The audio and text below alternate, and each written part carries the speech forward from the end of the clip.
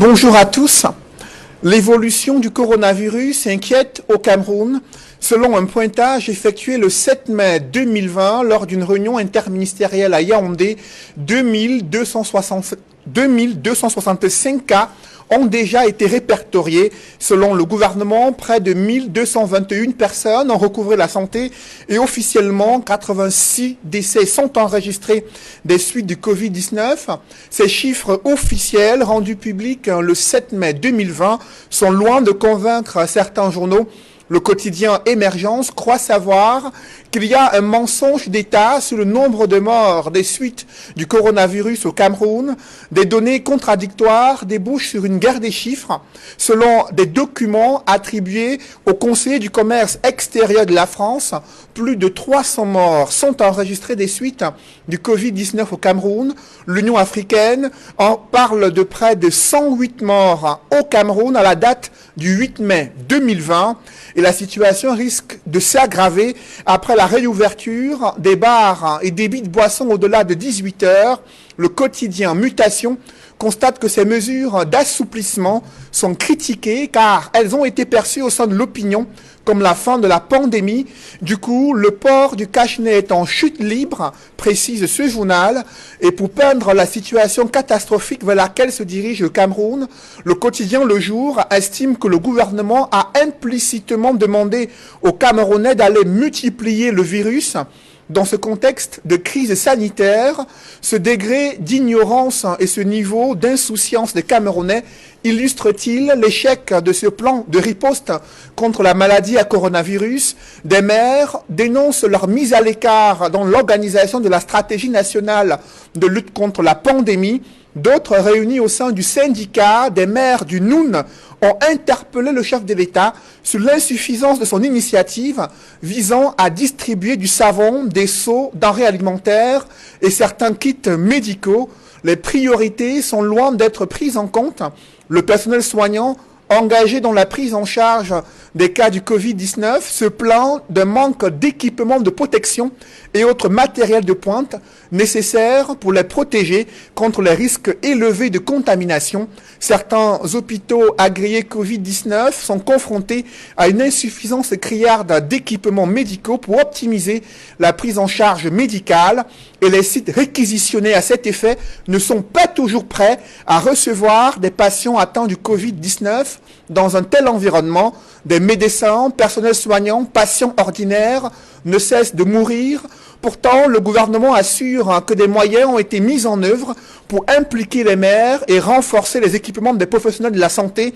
2 mois après l'apparition du Covid-19, ce plan de riposte sanitaire est-il à la hauteur des enjeux socio-économiques? Et on note également pourquoi les défaillances et les dysfonctionnements se multiplient dans l'exécution de ce plan de riposte sanitaire. Des préoccupations posées au moment où la distribution d'un don en matériel médical de Survie Cameroun a provoqué des tensions politiques à Monatélé dans la Léquié, poussant l'autorité administrative à interdire des cérémonies de rétrocession ou distribution des dons sans son autorisation. Ces guéguerres n'ont pas pour autant occulté l'insatisfaction des patrons et du JICAM après l'annonce des mesures économiques et sociales, alors que le directeur des impôts affirme dans les colonnes de Cameroun Tribune que les mesures d'allègement sur le plan fiscal sont évaluées à près de 114 milliards de francs CFA. Le président du JICAM, Célestin Tawamba, demande au gouvernement la mise en place d'un véritable plan de relance économique pour sauver la santé des entreprises. Dans cette situation de guerre sanitaire et économique, le député PCRN Cabralibi critique la gouvernance actuelle. Dans les colonnes de la Nouvelle Expression, le président du PCRN s'insurge contre une gouvernance en mode pilotage automatique et une nonchalance du pouvoir dépassée par les événements.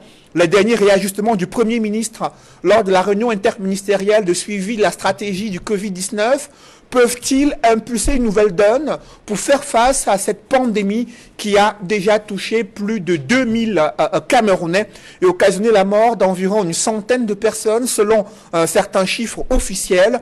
Ces questions brûlantes d'actualité constituent l'ossature de droit de réponse. Mesdames, Messieurs, bienvenue dans cette émission où le choc des idées fait jaillir la lumière des analyses effectuées par des invités de haut vol. Et pour cette nouvelle édition de Droit de réponse, je reçois sur ce plateau Angélbert Lebondachua. Bonjour. Bonjour Monsieur Noufeleux et merci de l'honneur que vous me faites en m'invitant sur votre prestigieux plateau du dimanche. Et bonjour également à vos millions de téléspectateurs. Je précise que vous êtes militant du mouvement pour la renaissance du Cameroun et vous représentez le MRC et ses alliés sur ce plateau. Merci d'être avec nous. Également présent sur le plateau de Droit de réponse, André Luther Meka. André Luther, bonjour. Bonjour et bonjour à tous les téléspectateurs d'Equinox Télévision. Bonjour à tous les militants du RDPC. Vous allez me permettre d'accomplir un noble devoir, celui de saluer la mémoire d'un confrère qui nous a laissé, qui est parti. Il s'agit effectivement du camarade Simon Mayanga, qui n'est plus. Et je voudrais ici témoigner le professionnalisme de ce camarade parti, toujours disponible et toujours apte, n'est-ce pas, à pouvoir servir le parti et servir la nation. Nous avons là un des maillons essentiels de la diversité des idées, du pluralisme démocratique qui s'en est allé. Je m'incline devant sa mémoire et également j'adresse toutes mes condoléances à sa famille si durement éprouvée. Merci d'être avec nous, André Luther. Sur le plateau de Droit de réponse, ce dimanche, il est parti de Bafoussam pour nous joindre ici à Douala. Maître Lavoisier Sapi, bonjour.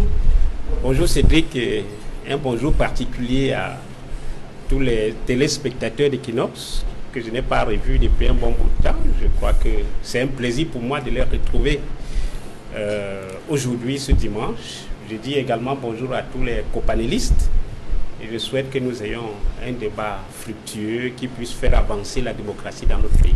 Avocat au barreau du Cameroun, cadre militant du SDF, adjoint à la mairie de Bafoussam 1er en attendant la fin des batailles judiciaires sur la légalité de cette élection municipale.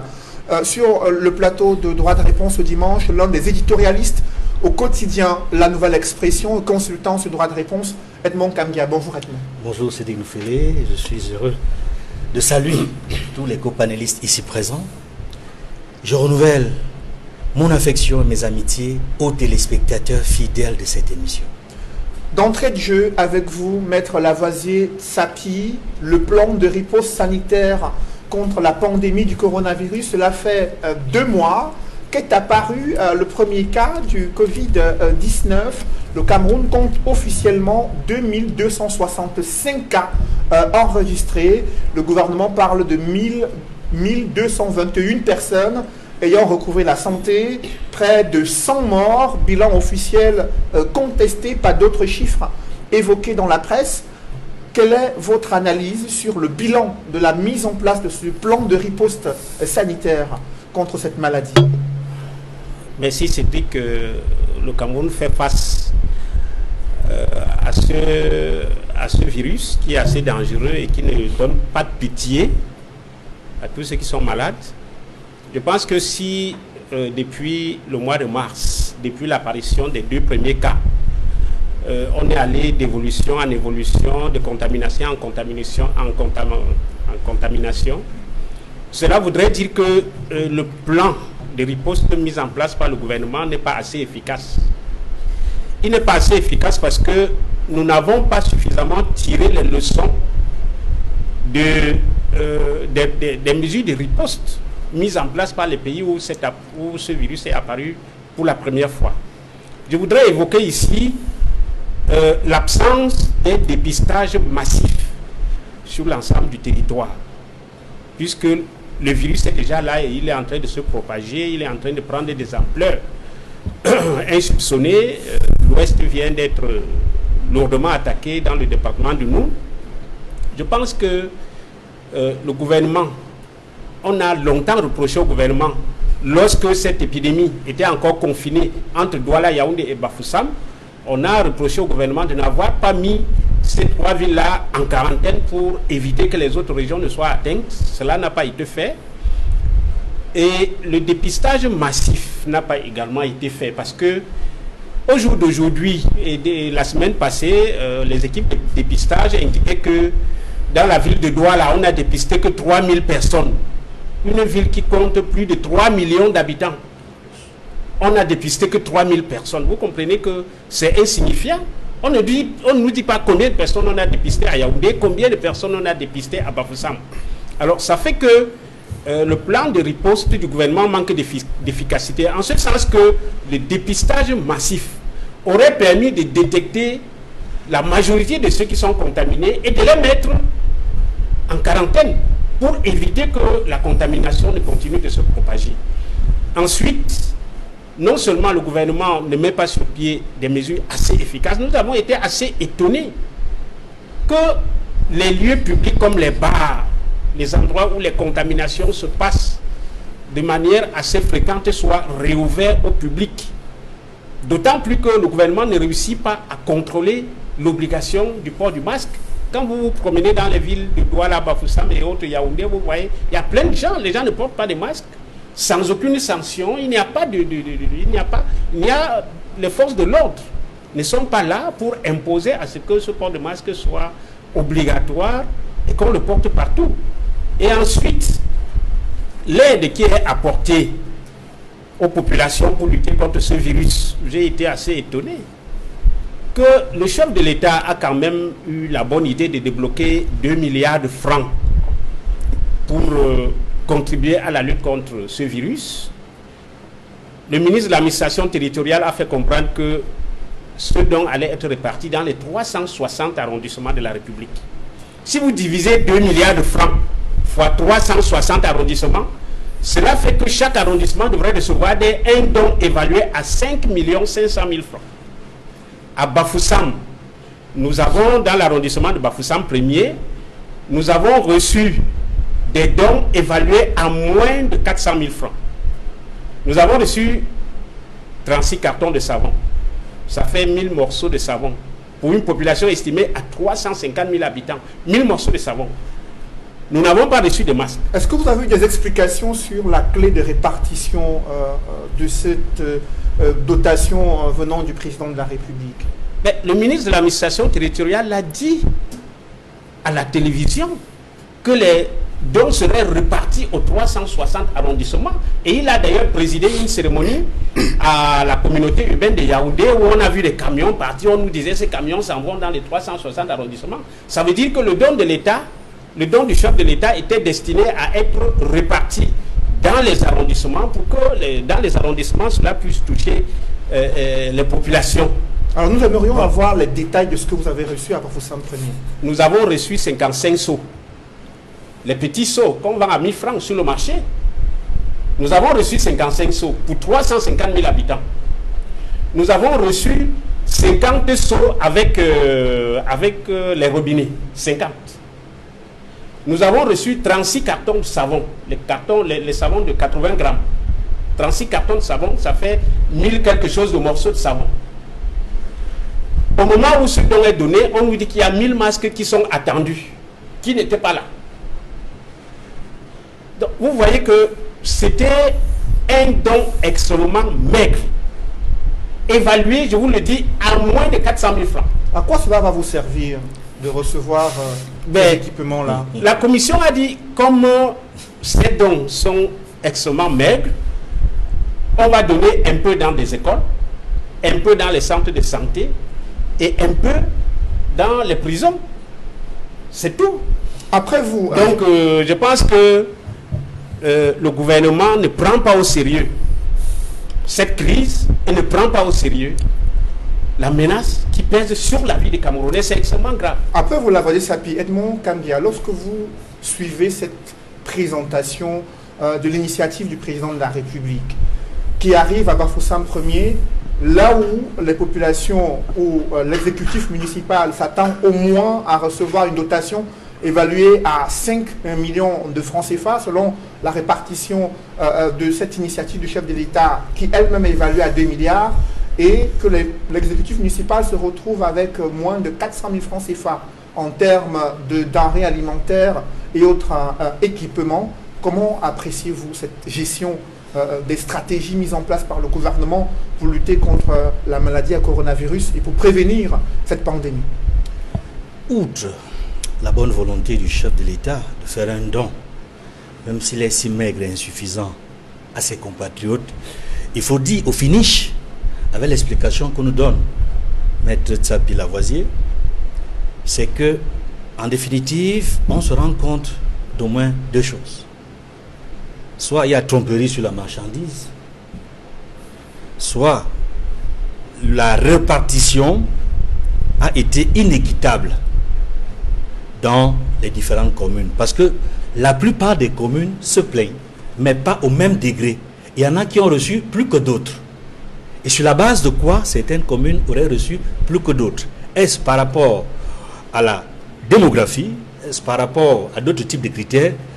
Raison pour laquelle nous pensons qu'il est important pour le MINAT de clarifier exact et de dire aux populations: voici exactement en quoi ont consisté les dons du chef de l'État. Voici exactement comment cela a été reparti. Voici ce que chaque commune a reçu en tenant compte de tel ou de tel autre critère. C'est la première chose qu'il faut nous dire. Quand je parle du caractère inéquitable, c'est justement parce que certaines communes, je disais tantôt, ont reçu plus que d'autres. Et même, en définitive, les dons ont été maigres partout. Les dons ont été maigres partout. C'est-à-dire, la quantité qui est arrivée dans chaque commune ne peut pas permettre de desservir même le 10e de la population. Parce que les populations attendaient, pour l'essentiel, des masques qui très souvent ne sont pas arrivés, ou alors sont arrivés en nombre très insuffisant. Ensuite, les populations attendaient du savon, de l'eau, des récipients, qui sont certes arrivés, mais en nombre également très, très insuffisant. Nous pensons que lorsqu'un chef d'État doit faire un don à ses populations, encore que nous sommes très embêtés que le chef d'État fasse le don à sa population. Le chef d'État ne devrait pas faire un don à sa population. Il doit voter un budget spécial. Il doit mettre sur pied un budget spécial en tant que chef de l'État pour que ces populations puissent avoir le nécessaire de manière appropriée et convenante pour pouvoir faire face de manière efficace au Covid-19. C'est-à-dire faire en sorte que la majorité de la population dans chaque commune ait des masques. La majorité des populations ait le savon et les récipients nécessaires. On ne comprend pas, par exemple, que les communes aient pu recevoir très peu de masques, très peu de savon, très peu de récipients, et que par ailleurs, un membre du gouvernement comme le ministre de la Santé se soit permis de recevoir le don d'un citoyen, consistant en 10 000 masques barrières, consistant en de nombreux masques chirurgicaux, 6 000 masques chirurgicaux, et de nombreux 1 millier de kits qui auraient pu permettre de faire un dépistage efficace auprès des populations. Donc nous sommes sidérés par cette manière de pratiquer dans le plan de riposte le gouvernement camerounais. C'est très embêtant. Après vous, Edmond Kangia, Angelbert Lebon Dachwa, sur la mise en place de ce plan de riposte sanitaire. 2 mois plus tard, il y a d'énormes plaintes venant des municipalités concernant l'initiative du chef de l'État. Il y a l'observation du relâchement dans le respect des mesures barrières après la réouverture des bars et des débits de boissons au-delà de 18 heures. Comment expliquez-vous cette situation de relâchement observée à travers le triangle national au moment où la pandémie, elle, ne cesse de progresser? Non, je pense qu'il faut voir dans ces mesures de relâchement, on va dire, entre guillemets, le constat d'un échec. C'est-à-dire que je pense que nos gouvernants aujourd'hui acceptent eux-mêmes avoir échoué. Et il ne faut pas s'attendre à grand-chose. Quand on a une pandémie comme celle-là qui frappe notre pays, le premier cas au Cameroun, je pense, était le 6 mars. Donc ça fait plus de 60 jours que les Camerounais se battent tout seuls contre cette pandémie. Et on est toujours en train de se demander, mais où est donc passé le chef d'orchestre? Où est passé M. Biya? On voit aujourd'hui à travers le monde comment des chefs d'État sont fortement impliqués dans la résolution de cette pandémie, et notamment en mettant sur pied un ensemble de mesures suivies. Chez nous, on a à peine le temps de commencer d'engager des mesures. Quelques temps après, on vient vous les changer sans expliquer concrètement pourquoi est-ce qu'on les change. Une image, très rapidement. On décide de fermer des débits de boissons à partir de 18 h. On les laisse ouverts de 6 h à 18 h. Et personne, jusqu'à présent, n'a compris cette mesure et personne n'a su nous l'expliquer. C'est-à-dire que si on ouvre dans la journée et qu'on ferme le soir, est-ce à dire que le virus est vivant la nuit et dans la journée, il n'existe pas? Et en même temps, on revient plus tard, on vous dit, ben écoutez, à partir d'aujourd'hui, les débits de boissons peuvent être ouverts à partir de 18 h, mais, s'il vous plaît, continuez à respecter les mesures barrières, parmi lesquelles la distanciation sociale et le port de masque. Vous voyez un peu cette image, un port de masque dans un débit de boisson? Et c'est pourquoi, à ces endroits aujourd'hui, ce n'est pas des masques qu'on a, ce n'est pas des cache-nez ni des cache-bouches, c'est des cache-mentons. Quelle était la nécessité et l'utilité de rouvrir les bars au moment où même tout le monde, et quand je lis attentivement le ministre de la Santé au quotidien, quand vous voyez bien ces conclusions, c'est rester chez vous. Ne sortez que, sauf nécessité. Donc, vous comprenez bien que voilà quelqu'un qui, aujourd'hui, coordonne l'ensemble du système sanitaire, qui sait très bien que la meilleure façon de freiner cette pandémie, c'est le confinement. Nous l'avons proposé. Nous l'avons demandé. Nous avons même appelé les Camerounais à se prendre en charge et s'auto-confiner eux-mêmes et mesurer les réalités du danger qui nous guette. 6 mars, un cas. Aujourd'hui, nous sommes le 10 mai. On nous a annoncé encore ce matin, et là, je prends encore les chiffres du ministre de la Santé, pratiquement 2600 cas. 2600 cas, 114 décès. Je ne voudrais pas rentrer dans la polémique des chiffres. Je ne voudrais pas, ce serait une polémique inutile. Parce qu'il y a des gens aujourd'hui qui, professionnellement, ont des moyens de mesurer et les cas positifs et les décès. Le gouvernement a décidé de jouer le jeu de la non-transparence. Cela n'engage que lui. Et il sera donc seul comptable du désastre qui est en train d'arriver. C'est un désastre. Nous n'avons aucun intérêt à jouer avec cette pandémie. Nous devons la prendre très au sérieux. Mais le gouvernement estime... Il est temps. Nous le demandons. Ce n'est pas par amusement. Nous n'avons aucun enchantement derrière le demander. Quand nous posons la question, où est M. Biya? C'est parce que nous savons que pour lutter contre cette pandémie, il y a des mesures qui ne sont pas de l'ordre du pouvoir du Premier ministre, encore moins du ministre de la Santé. Mais Angèle-Hébert Le Bondatoire, le 17 mars 2020, le Premier ministre chef du gouvernement a annoncé des mesures et a précisé qu'elles ont été édictées par le président de la République. Ensuite, on a vu le ministre de la Santé se déployer à travers la mise en place des hôpitaux agréés Covid-19. Il a annoncé la réquisition des stades et autres bâtiments pour la prise en charge des cas que les hôpitaux ne pourraient pas pouvoir les admettre en raison de la capacité limitée en termes de lits d'hospitalisation et salles de réanimation. Est-ce que ce ne sont pas là l'expression d'une volonté gouvernementale d'assurer une prise en charge optimale des cas du Covid? Alors moi, la meilleure image, j'ai plusieurs images, de l'implication du chef de l'État de fait, c'est, je pense que c'est Maître Tapi qui parlait tout à l'heure de la distribution et des seaux et des savons aux populations. Et ce qu'on a vu en train de distribuer, c'était une photo de M. Biya en train de distribuer. J'ai vu un conseil de cabinet qui s'est tenu par visioconférence.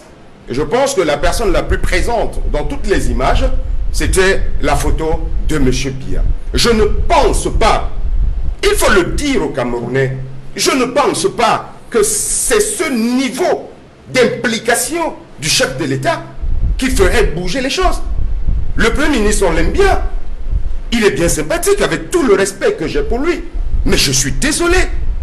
Ce n'est pas, je dis bien, ce n'est pas de son ressort. Et on ne peut pas vaincre cette maladie avec des très hautes instructions. Ce n'est pas possible. Ouvrons les yeux. Je dis bien, ouvrons les yeux. Nous avons en face de nous un ennemi. Celui qui a les manettes pour lutter contre cet ennemi s'appelle Monsieur Paul Biya. Point à la ligne.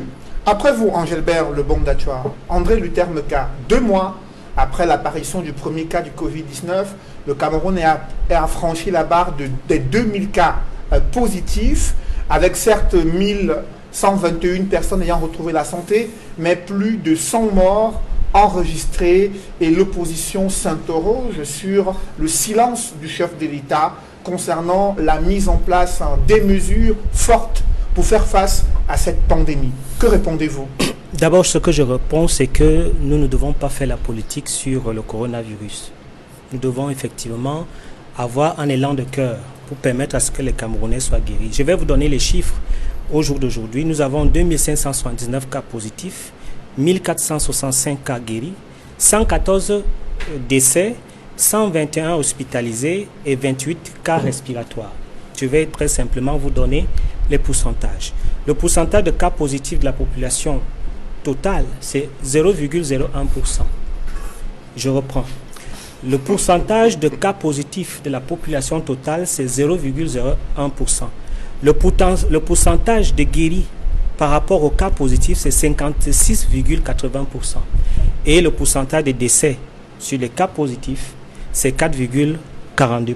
D'autres scientifiques... Je voudrais d'abord sur cette première conclusion. Sur ces statistiques, oui. D'autres scientifiques émettent des réserves. Le nombre de cas positifs au Cameroun est connu sur la base des près de 10 000 personnes testées. Ils estiment que si on va sur des tests massifs, des tests à grande échelle, le nombre pourrait être bien plus important en raison des cas asymptomatiques qui circulent dans les villes du Cameroun. Est-ce qu'il faudrait s'arrêter à une satisfaction sur ces données alors que dans la réalité, au quotidien, des Camerounais font face à cette maladie? Bon, moi je suis un scientifique, je suis en thèse de doctorat, je connais les méthodes de sondage et les méthodes de recherche. Il fait de la magie. Il fait de la magie parce que les cas peuvent être aussi nombreux comme les cas peuvent être réduits. Ce sont des hypothèses. Et pour ceux qui ont lu l'histoire sur la peste, les malheurs ne se cachent pas. Les malheurs, c'est comme des grossesses, c'est toujours visible. C'est-à-dire que quand il y a des malheurs, il y a des morts dans des maisons, cela se ressent dans les quartiers. Et effectivement, la conscience collective commence à prendre conscience des hécatombes dans les quartiers. Dans les épidémies qui tuent avec violence, c'est visible. Donc, il n'y a pas carnage, il n'y a pas hécatombe. Je voudrais dire qu'il est important de savoir aujourd'hui, parce que moi, je ne fais pas de la politique politicienne. Vous savez très bien que le JICAM a essayé, n'est-ce pas, de mettre la pression sur un certain nombre de mesures d'accompagnement pour les entreprises et les PME. Et il y a même aussi les regroupements des PME qui ont mis un certain nombre de pressions sur leur asphyxie, c'est-à-dire qu'il y avait des congés techniques, il y avait des PME qui fermaient. Il fallait sauver l'économie parce qu'on devait être là sur 2 volets, c'est-à-dire on allait mourir de la pandémie et on allait mourir de faim et les Camerounais n'allaient pas travailler, les Camerounais n'allaient pas avoir un certain nombre de revenus qui leur permettent, n'est-ce pas, de pouvoir survivre. Alors on était devant un choix cornélien. Le choix cornélien, c'est qu'il faut que l'économie tourne pour qu'on puisse, n'est-ce pas, subvenir aux besoins des Camerounais et pour que les Camerounais puissent se prendre en charge et pour que l'État puisse avoir un certain nombre de moyens pour pouvoir accompagner la pandémie. Je voudrais également dire qu'à la suite de M. Le Bon Dachwa, il y a plusieurs actions. La première action, c'est, n'est-ce pas, le fonds de solidarité où le chef de l'État a doté 1 milliard qui est en activité, qui travaille. La deuxième action, c'est l'action, n'est-ce pas, des élus, autant dans les partis d'opposition que dans le RDPC, qui accompagne effectivement le chef de l'État dans cette lutte contre la pandémie, à travers les dons, à travers la sensibilisation, qui permettent à ce que nous puissions lutter contre la pandémie. Et le troisième volet, et ça c'est le nec plus ultra que le chef de l'État lui-même a apporté, c'est le don qu'il a pu donner aux Camerounais.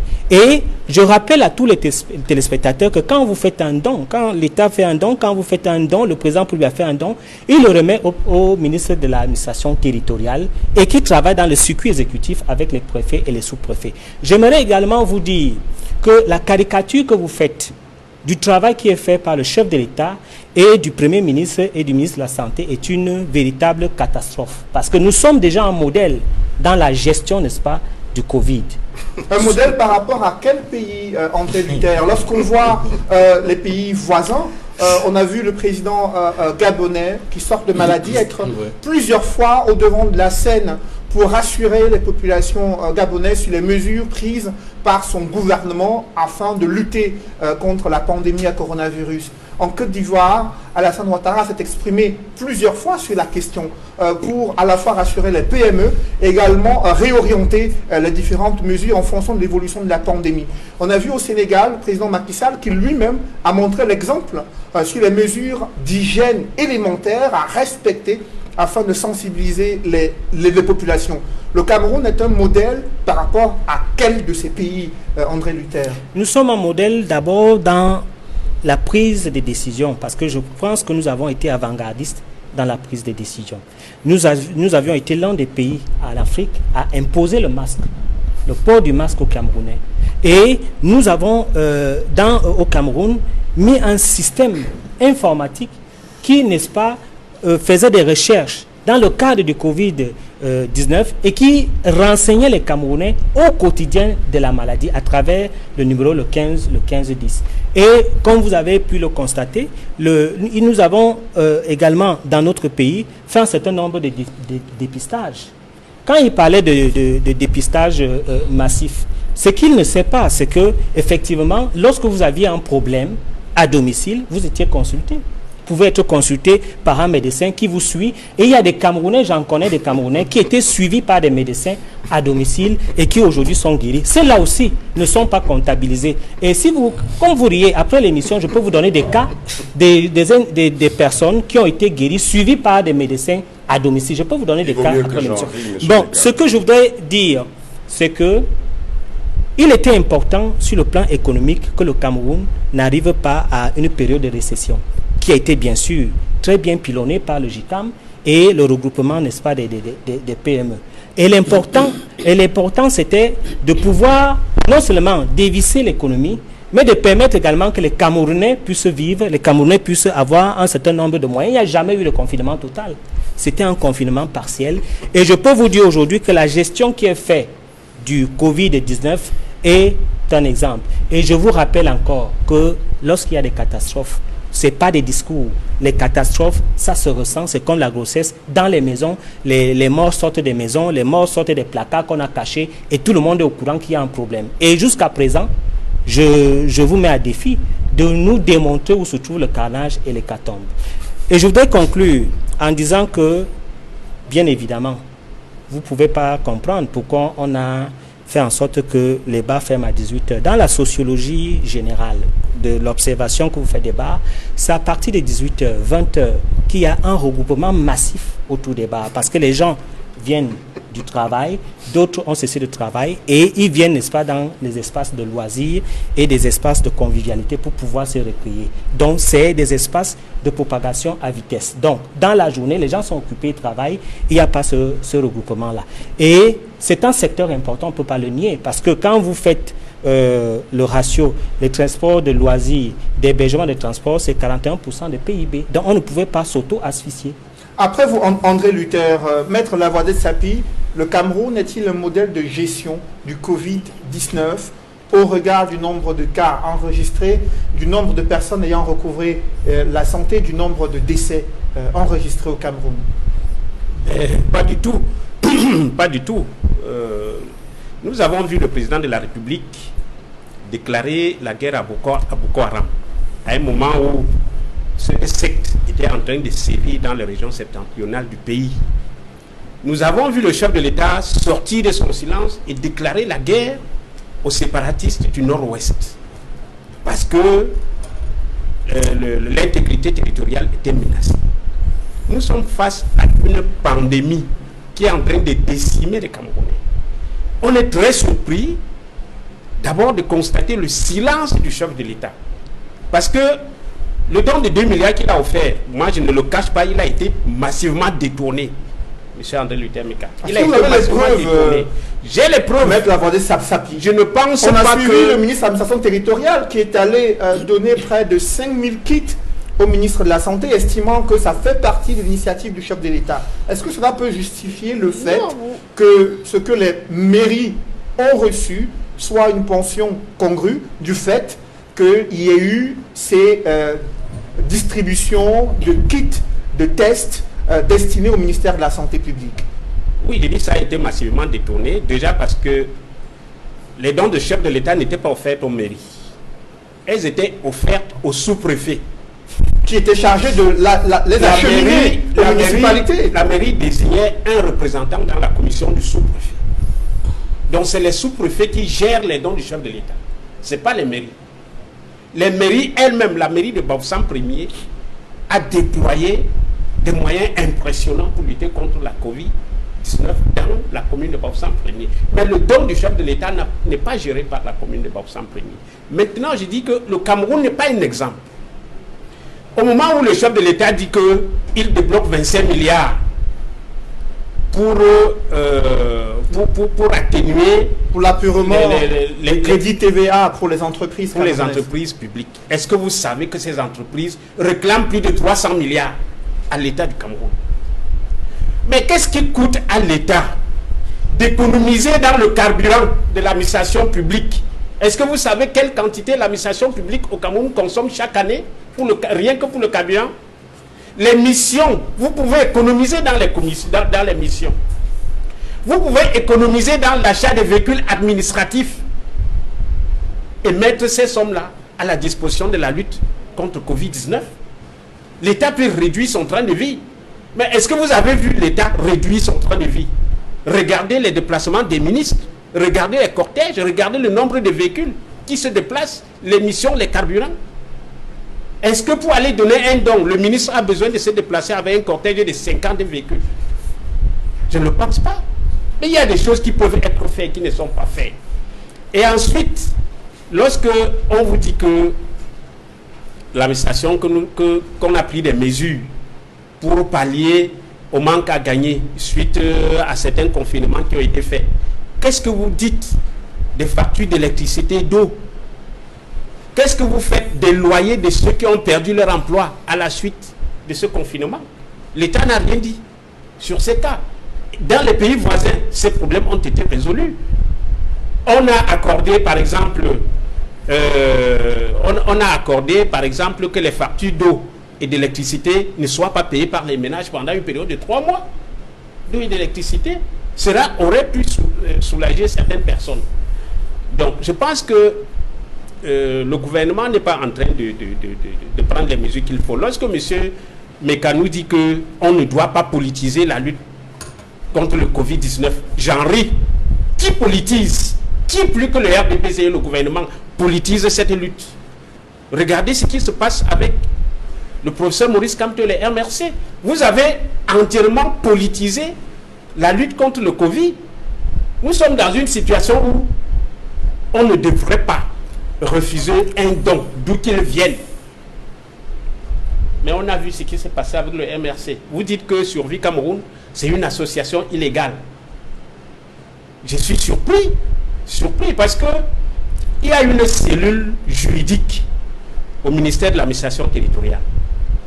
Et d'ailleurs, le secrétaire général du ministère de l'administration territoriale, M. Pierre Essomba, je le connais très bien, c'est un très grand juriste. Nous nous sommes affrontés plusieurs fois dans le contentieux électoral devant la Cour suprême. Est-ce que le ministre de l'administration territoriale consulte la cellule juridique de son ministère pour faire certaines réponses? Je ne pense pas, parce que Survie Cameroun que vous taxez est une association, n'est pas une association. On va en parler tout à l'heure, Maître Lavoisier Sapsapi. Restons d'abord sur cette riposte sanitaire et sa mise en œuvre qui pose problème, Edmond Kambia. Le personnel soignant qui est au cœur de la lutte contre cette maladie à coronavirus se plaint sous cap avec des doléances qui ont été portées au secrétaire d'État en charge des pandémies qui était dans la ville de Douala, situation de plus en plus intenable pour le personnel soignant. Que se passe-t-il réellement, Edmond Kambia?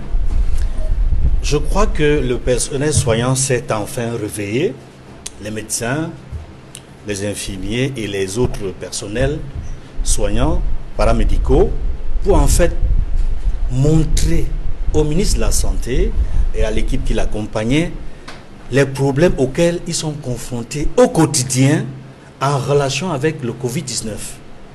Et nous avons régulièrement sur ce plateau tambouriné sur la nécessité d'équiper nos personnels soignants.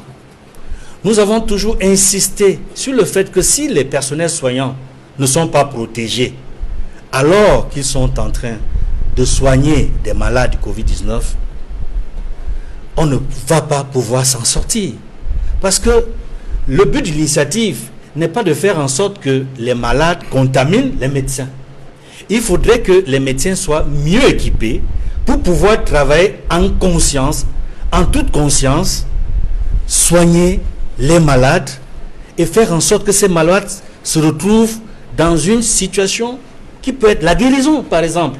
Mais si eux-mêmes ne sont pas libres dans leur conscience, dans leur tête, en sachant qu'ils ne sont pas bien équipés, ils ne sont pas protégés, mais on va dans une situation sans issue.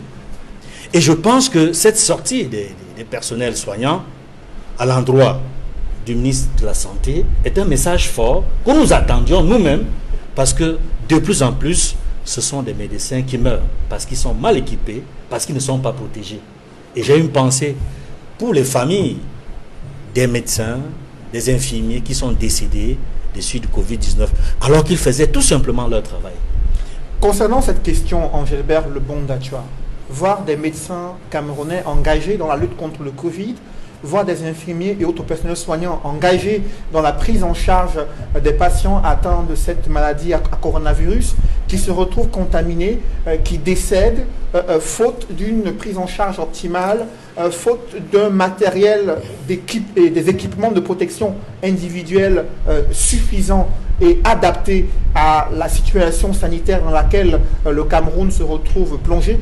Quel est votre regard sur cette question? Le ministre de la Santé a pourtant donné plusieurs fois les assurances sur la disponibilité de ces équipements de protection individuelle et sur la disponibilité d'autres matériels destinés à la protection du personnel soignant.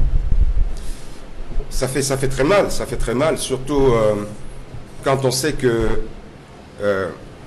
lors d'une pandémie comme celle-ci, les premiers au front office, c'est les médecins. Parce que si les gens sont malades et ne peuvent pas être soignés plus tard, ça va être, c'est pas moi qui vais utiliser l'expression, je pense que c'est M. Meka qui l'a utilisé, ça va être l'hécatombe. C'est ce qui a été la première motivation de l'initiative Suivi Cameroun. Nous avons d'abord pensé aux médecins. La preuve, c'est que quand nous avons commencé à nous déployer, je veux dire Suivi Cameroun, quand Suivi Cameroun a commencé à se déployer, le premier acte posé était d'aller vers le ministre de la Santé. Il ne pouvait pas en être autrement. On ne peut d'abord penser qu'au personnel soignant. C'est le minimum. Nous discutons aujourd'hui avec de nombreuses personnes qui font partie de ce personnel soignant. Je vous assure, la situation est grave. Ce n'est pas moi qui le dis, c'est eux-mêmes sur le lieu de service. Quand un médecin vous dit qu'il utilise un cache-nez durant toute une journée, c'est-à-dire un cache-nez qui devrait être changé toutes les 3 heures ou 4 heures maximum, il l'utilise toute la journée. Il y en a qui se permettent de vous dire qu'il rentre avec son cache-nez pour revenir le lendemain. J'ai eu des témoignages de médecins qui, à un moment donné, ont même voulu, de leur propre fonds, acheter des combinaisons. Ils n'en trouvent même pas. Comment, dans ce cas d'espèce, que l'initiative Suivi Cameroun, pilotée par M. Christian Pendey Koka, se rende chez le ministre de la Santé pour justement apporter ces combinaisons, apporter ces cache-nez et qu'il soit éconduit comme un malpropre. Parce que c'est le mot qu'il faut utiliser. Il est éconduit comme un malpropre pendant que des médecins meurent. Je pense que c'est André Goscinny qui avait bien résumé cette expression de la méchanceté, parce qu'il ne s'agit que de ça. Il disait, la méchanceté est tout, sauf une forme d'intelligence. Mais, comme j'ai l'habitude de le dire, on pense faire du mal à qui? Monsieur Meka, quand vous dites que le MRC politise cette pandémie, non, c'est pas nous qui... C'est pas nous. Quand vous refusez de prendre les dons de l'initiative Suivi Cameroun, qu'est-ce que vous faites? Si ce n'est de la politisation, qu'est-ce que vous faites? Mais ça s'appelle, et j'ai utilisé le terme tout à l'heure, c'est de la méchanceté. Mais vous êtes méchant contre qui? Contre M. Christian Pendaïkoka? Contre M. le président Kamto? Ah mais non, vous faites erreur. C'est contre les Camerounais que vous êtes méchants. Vous n'avez pas de cœur. Vous ne pouvez pas transformer une initiative comme celle-là, qui a été adoubée par des millions de Camerounais à travers le monde pour aider les leurs. Pour aider les leurs. Parce qu'on ne peut rien faire contre cette pandémie sans une véritable solidarité nationale. On ne peut rien faire. Angèle Comment des Camerounais? Angèle Bell, bon d'accord, mais la solidarité nationale a également des règles. Hein. Le gouvernement a demandé que ce soit le ministre de l'administration territoriale qui reçoit le don de survie Cameroun au nom du gouvernement. Pourquoi vous n'y êtes pas allé après la lettre que le ministre de la Santé a adressée au président du comité de gestion de survie Cameroun, lui demandant d'aller vers le ministre de l'administration territoriale pour pouvoir procéder à justement à l'offre, à pouvoir donner ce don à ce ministère-là, puisqu'il y a un certain nombre de soucis qui se posent avec la légalité de l'initiative en question, selon le gouvernement. Ben, écoutez, la réponse est simple, monsieur Noufele. Il y a eu une initiative du gouvernement. Il y a eu d'autres initiatives. C'est des gens qui font des dons. Ils ont choisi où donner. C'est eux, c'est des Camerounais qui ont choisi. Ils auraient pu choisir d'aller vers la caisse, je ne sais pas quelle est cette caisse, la caisse de M. Atangadi, ou n'importe quelle autre caisse. Ils ont choisi. Sur la base de quoi? Bon, certainement, je penserais que c'est beaucoup plus sur la base d'une confiance.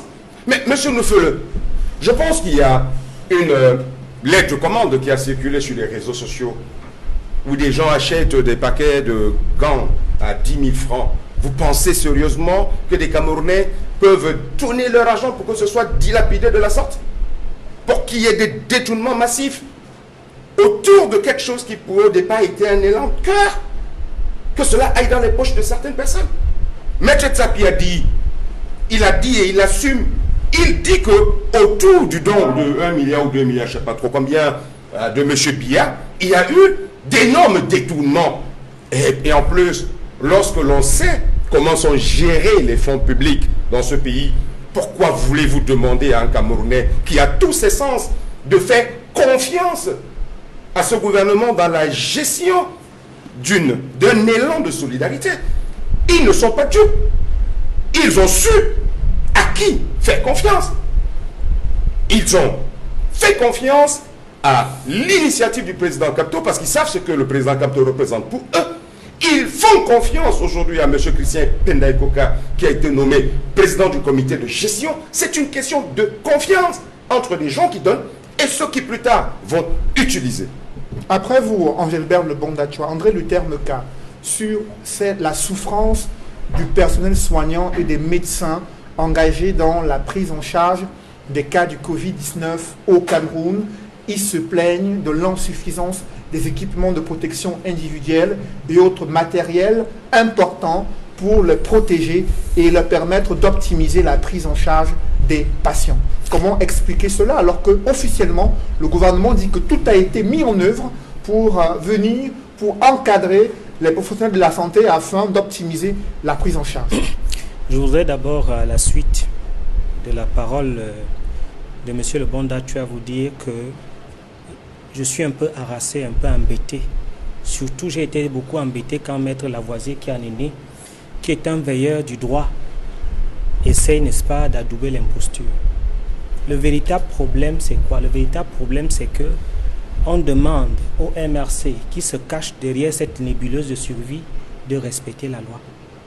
De respecter la loi. Maître Lavoisier, je suis déçu que vous supportez l'imposture. Vous qui êtes un avocat, comment vous ne voulez pas qu'on demande au MRC de respecter la loi? Le véritable problème, et il faut que les téléspectateurs le sachent, c'est que les levées de fonds sont interdites. Le ministre de l'administration territoriale a demandé de cesser cette pratique et de pouvoir faire une autorisation pour le faire. Et comme Maurice Kamto est entré dans le cercle très risible et comique des présidents élus qui font le déni de l'autorité, il passe son temps à ne pas respecter l'ordre établi. Voilà tout le problème. Tout ce que vous avez entendu, monsieur le bon de Choix, c'est pour contourner la loi et de ne pas s'arrimer sur la procédure, le tracé, le canevas que le gouvernement a établi. C'est une fausse route. Sur ce canevas, André Luther. Et je suis désolé qu'un grand avocat comme Maître Lavoisier, depuis que je suis allé au-dessus des bancs, il est avocat, il soutient l'imposture. Pour la politique, vous ne pouvez pas soutenir l'imposture. On leur demande de se conformer.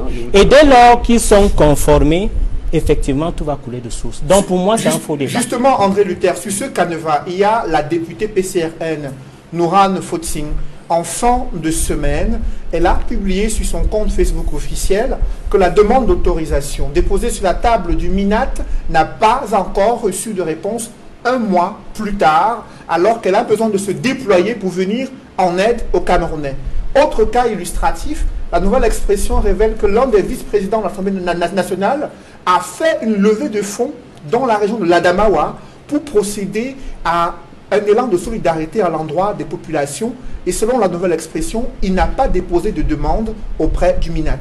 Comment expliquer ces mutations? Nous sommes en train d'interroger la démarche. Je suis en train de vous donner les éléments. André Luther, on interroge la démarche d'une parlementaire qui a été appelée, qui a discuté avec le ministre de l'administration territoriale et ensuite a déposé une demande d'autorisation pour une opération de levée de fonds et pour assister les populations démunies dans le cadre de la lutte contre le Covid-19. Je suis en train de vous... Elle fait savoir que cela fait un mois que l'autorisation a été sollicitée et qu'il n'y a pas eu une réponse claire concernant sa capacité à pouvoir lever les fonds ou pas.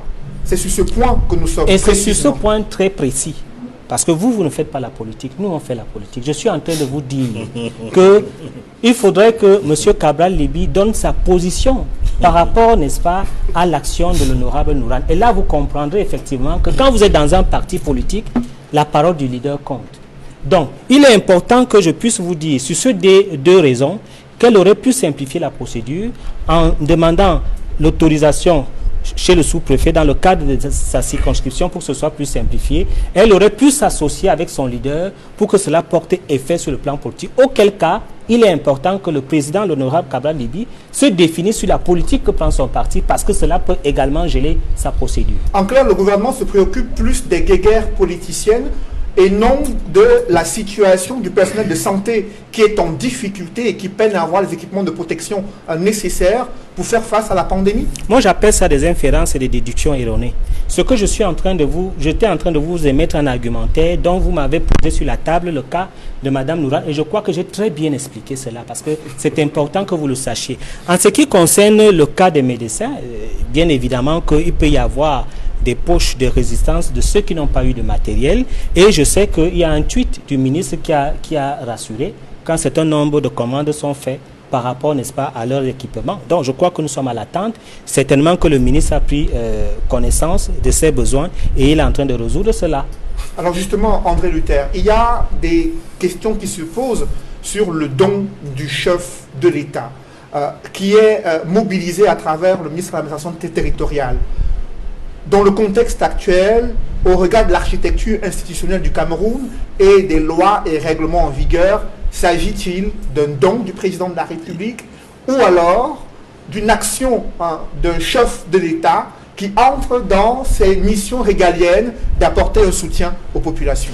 Bon, je vais vous amener dans les théories du pacte du contrat social, qui sont les théories qui montrent l'origine de l'État.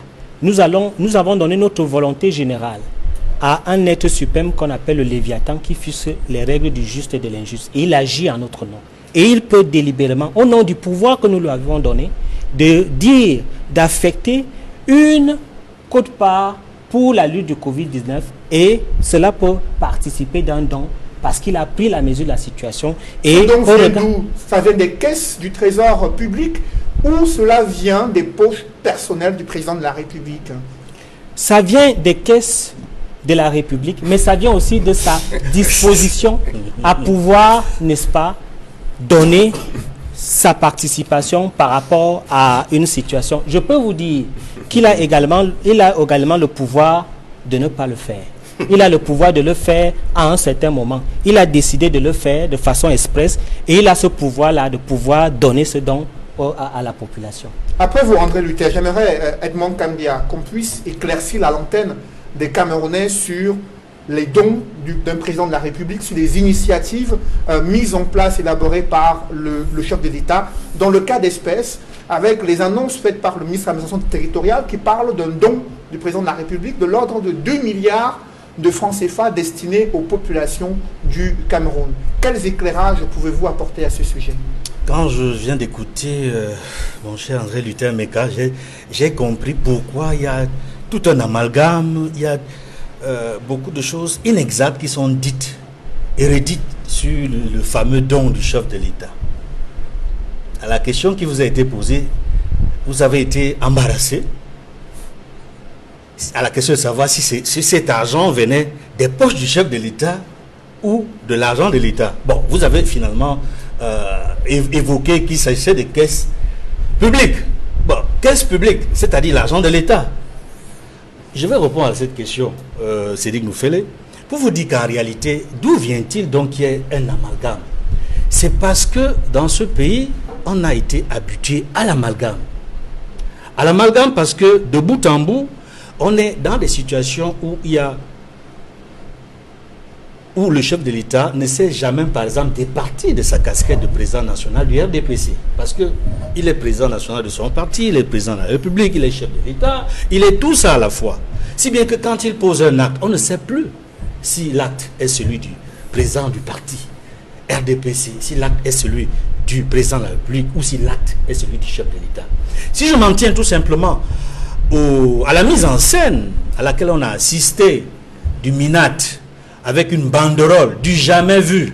On a vu la photo du chef de l'État devant des matériels qui devaient aller en province, en région, dans les 360 communes. Parce qu'à côté de l'expression du jamais vu et de la photo du chef de l'État, on avait mis dans les 360 communes. Et nous apprenons que dans les 360 communes, les matériels qui sont arrivés ne peuvent pas satisfaire ces communes-là.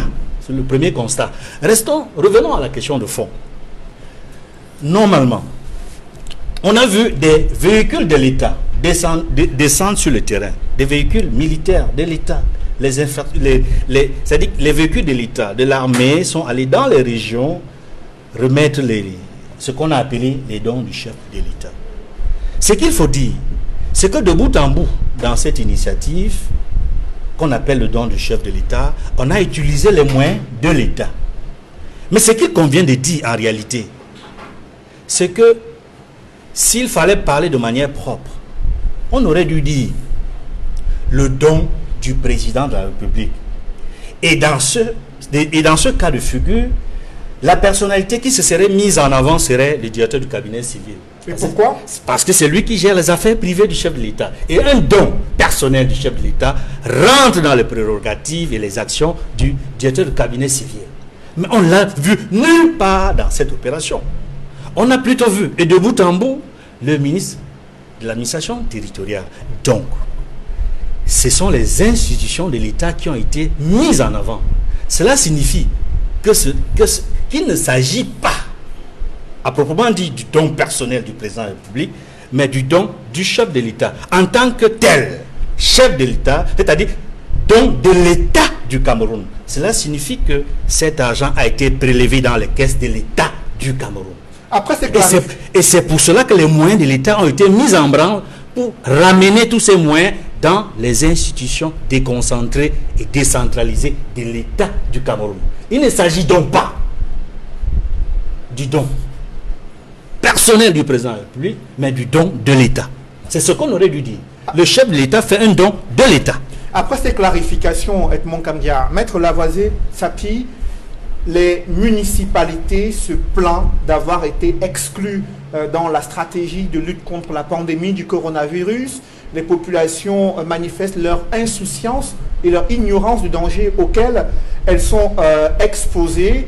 Pour vous, qui êtes à la municipalité de Bafoussam premier, concernant le plan de réponse sanitaire, est-ce que vous avez pu soumettre vos doléances au gouvernement? Est-ce que vous avez discuté avec les autorités administratives sur la mise en œuvre d'une stratégie locale pour contenir la pandémie, pour éviter de nouveaux cas de contamination dans votre localité? Tout à fait, Cédric, nous l'avons fait. Mais avant de revenir à ce que nous avons fait en concert avec les administrations locales pour contenir cette pandémie, je voudrais revenir sur la polémique que M. Meka a soulevée, à savoir que je cautionne l'imposture du MRC par rapport au débat juridique. Non, je ne cautionne pas l'imposture. Je ne peux pas d'ailleurs cautionner l'imposture. Il faut se poser une question. Nous avons eu des appels à la générosité publique faite par le président de la République. La Coupe du Monde 1994, avec la participation des Lions Indomptables aux États-Unis, il y a eu appel à la générosité publique. Dans la lutte contre Boko Haram, le chef de l'État a lancé un appel à la générosité publique. Le SDF a cotisé près de 8 millions de francs. Cet argent avait été remis au gouverneur du Nord-Ouest pendant les célébrations du 25e anniversaire du SDF à Bamenda.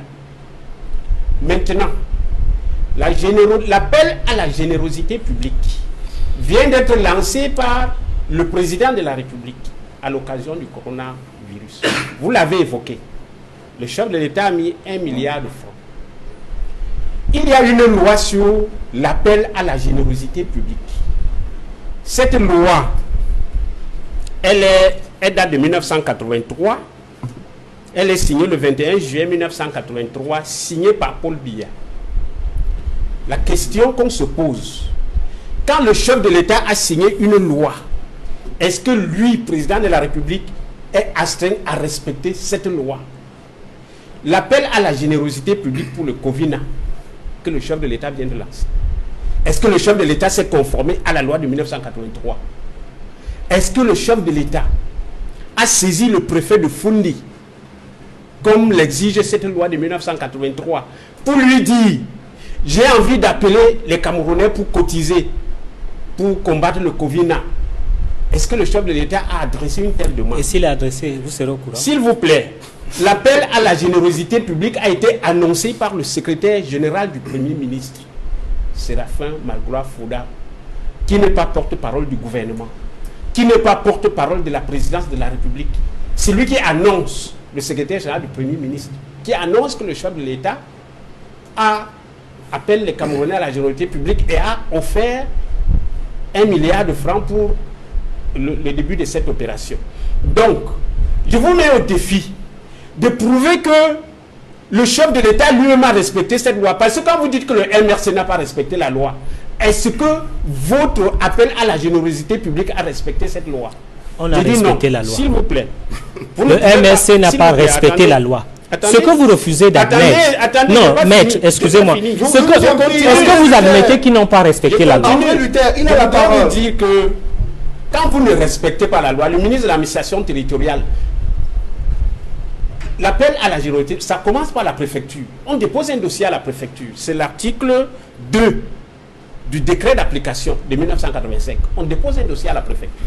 La préfecture étudie, envoie au MINAT pour que le MINAT donne l'arrêté. Le président de la République... Vous ne répondez pas à ma préoccupation. Est-ce que le MRC a respecté la loi? Permettez qu'il développe quand vous parlez de l'association, vous savez que le régime des associations au Cameroun est défini par une loi. Il y a deux régimes. Il y a parce que le principe de la liberté d'association est prévu par la Constitution et concrétisé par la loi sur les associations. qui consacre le principe de la liberté d'association. Maintenant, les associations à caractère national font l'objet d'une simple déclaration. C'est les associations étrangères, c'est-à-dire celles qui sont formées par les non-nationaux, c'est elles qui font l'objet d'une autorisation. Mais je voudrais attirer votre attention, M. André Luther, sur l'article 5, alinéa 3 de la loi sur la liberté d'association qui dit ceci. En dehors du régime de déclaration et du régime d'autorisation, qui dit ceci. Toutefois, ce régime, c'est-à-dire celui d'autorisation et celui de déclaration, toutefois, les régimes prévus à l'alinéa 1er ci-dessus ne s'appliquent pas aux associations de fait d'intérêt économique, socio-culturel. Il y a des associations qui n'ont pas besoin d'autorisation pour exister. Lorsque vous parlez de Survie Cameroun n'est pas une association. C'est une initiative humanitaire. Parce que vous n'allez pas me dire que le ministre de la Santé, qui à longueur de journée reçoit les dons de toutes parts, le fait en vertu d'une autorisation. Vous encouragez l'anarchie. Survie Cameroun, Maître, vous encouragez l'anarchie. Survie Cameroun est une initiative humanitaire qui est née de la volonté de certains Camerounais de venir en aide à d'autres Camerounais pour les empêcher de mourir de ce virus qui est arrivé de manière circonstancielle. Personne n'a prévu que ça arrive. En droit, on parlait de force majeure, d'un cas d'exception. Et dans ces circonstances-là, on n'a pas besoin d'une loi. On n'a pas besoin de créer une association pour cela. Donc, quand vous dites que vous ne recevez pas les dons qui sont venus de Survie Cameroun, c'est une initiative malheureuse pour la défense Mais Maître Lavoisier s'appuie, le ministre de la Santé a demandé qu'ils aillent vers le ministère territorial pour pouvoir justement donner leurs dons. Ils n'ont pas de personnalité juridique. Est-ce que ce n'est pas une démarche Ils n'ont pas de personnalité juridique. Non. Le ministre de la Santé a reçu le sénateur Ngouchigné et a reçu 250 millions. Il a reçu Aladji Danpulo, a reçu 200 millions d'aides. A reçu la société Orca qui a donné des tonnes de riz. À longueur de journée, le ministre de la Santé reçoit des dons des citoyens camerounais. Le don du citoyen Maurice Kamto n'en fait pas exception. On ne peut pas, pendant qu'on reçoit pour certains, le renvoyer sur quelle personnalité juridique à aller donner son don au ministre de l'administration territoriale. Et je voudrais terminer en disant que Survie Cameroun a saisi le ministre de la Justice. Vous savez que les prisons, c'est un milieu où les gens sont extrêmement vulnérables. Si le ministre de la Justice répond par la négative, comme le ministre de la Santé l'a fait, et si vous avez des centaines de prisonniers qui décèdent à la suite du Covid, parce qu'on a refusé ces dons, ça devient un crime contre l'humanité. Et vous connaissez bien la définition de ce qu'on appelle crime contre l'humanité. Donc j'attire l'attention du gouvernement sur l'irresponsabilité de certaines mesures qui sont prises, alors qu'on est en période de crise, alors que les vies des Camerounais sont menacées. J'attire l'attention du gouvernement, ce que vous faites n'est pas bien. Et maintenant, pour revenir à votre question, au niveau de la commune de Bafoussam Premier, nous avons tenu des réunions avec le préfet de la MIFI, avec le gouverneur de la région de l'Ouest, pour que la commune apporte sa participation à la lutte contre la pandémie. Et la commune de Bafoussam Premier, à ce jour, est à plus d'1 million de francs de dépenses en seau d'eau, en gel, en cache-nez. Nous avons installé, le maire Nian Cyril et son équipe, nous avons installé des seaux d'eau dans tous les services publics, dans tous les points populaires de l'arrondissement de Bafoussam Premier. Nous avons désinfecté le palais de justice de Bafoussam. Nous avons désinfecté la plupart des... Avez-vous reçu des moyens de la part du gouvernement pour optimiser vos capacités à pouvoir sensibiliser les populations et justement donner des moyens aux hôpitaux publics et autres centres de santé où les populations se rendent pour leur première fois lorsqu'ils font face à des symptômes d'une maladie? À ce jour, aucun soutien du gouvernement n'a été reçu à la commune de Bafoussam Premier. Et je vous ai dit, le don du chef de l'État est géré par le sous-préfet, ce n'est pas géré par la commune. Donc, l'initiative que nous avons sur le terrain et qui est assez louable, qui est respectée par les populations, c'est des initiatives prises par la commune sur les fonds communaux. Après vous, il y a cette question de survie Cameroun qui se pose.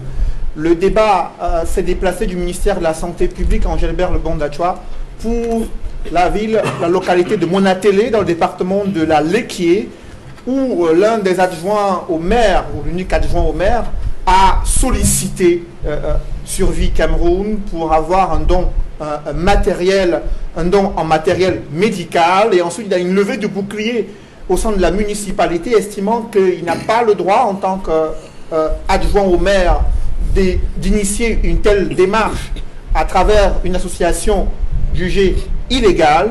Comment avez-vous vécu ces batailles, ces tensions politiques à Monatélé sur fond de discussion sur la pertinence de l'initiative Survie Cameroun et l'intérêt d'un tel don à ces populations-là? Non, je pense qu'il faut revenir un peu à la genèse. Je pense que la genèse a été soulevée ici par M. Meka, qui insiste à démontrer le caractère illégal de Suivi Cameroun, de l'initiative Suivi Cameroun. Et je l'ai entendu parlant du droit. Alors, en ce moment, je ne vais pas parler du président Kamto, je vais parler du professeur Kamto. Et il a parlé il a sorti une expression, imposture. Imposture. Lui-même a précisé dès le départ qu'il est doctorant, je ne sais pas si doctorant en droit. C'est doctorant en droit. Voilà le pays de l'imposture. Quand M. Kamto dit nécessité fait loi, je ne veux pas rentrer dans ce juridisme. Je pense que Maître Lavoisier Tsapi s'est longuement épanché là-dessus. Non. Le problème, il faut le voir ailleurs. Ça devient même un problème de morale de la part de ceux qui nous gouvernent aujourd'hui par effraction. Je ne peux pas comprendre que dans le cas de cette pandémie, que des Camerounais soient en train de mourir, qu'on vienne avec des dons et que ces dons soient refusés. Qui peut être aujourd'hui autorité morale reconnue mieux que Monseigneur Cléda? Monseigneur Cléda qui a reçu l'équipe de Survie Cameroun, équipe conduite par le bâtonnier Yanda Black. Bâtonnier, c'est-à-dire qu'un homme de loi, de droit. Vous voyez un homme de droit, de loi, de rentrer dans quelque chose d'illégal, apprenons à être sérieux. Je dis apprenons à être sérieux. Pour revenir à Monatélé, je pense que Sa Majesté Célestin Bézigui, par ailleurs, maire adjoint de Monatélé, l'a bien compris. Une seule main ne peut pas, comme on dit chez nous, attacher un fagot. Pour lutter contre cette pandémie, on a besoin de tout le monde. Il a dit de manière ouverte, il a fait la demande de manière ouverte, parce qu'il a compris que, et comme il a dit lui-même, que ces populations avaient besoin de ces dons. Et à l'heure où je vous parle, il a déjà déclaré officiellement avoir reçu ces dons. Quel est ce pays de la méchanceté, M. Meka? Quel est ce pays où, au nom de la politique, au nom du pouvoir d'un être, espérons éternel, au nom du pouvoir d'un être, on sacrifie des Camerounais? Quel est ce pays? C'est le seul pays au monde. Je dis, le président de Madagascar s'est proposé aujourd'hui de mettre à la disposition de ses frères africains un médicament. Que ce soit vrai ou pas, on prend d'abord. Et on a vu comment la plupart des chefs d'État africains aujourd'hui sont en train de se ruer vers Madagascar. Où est M. Biya? Où est M. Biya?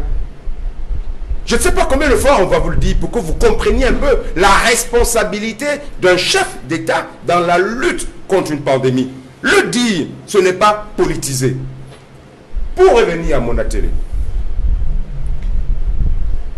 Alors, c'est les populations de Monatélé aujourd'hui qui sont demanderesse.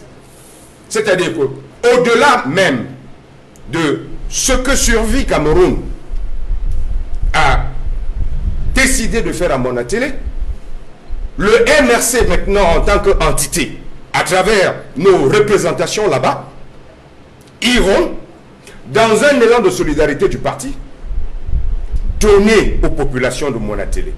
Mais dans une interview accordée au journal Essingan, le maire a dit que sa localité n'a pas besoin du don de Maurice Kamto.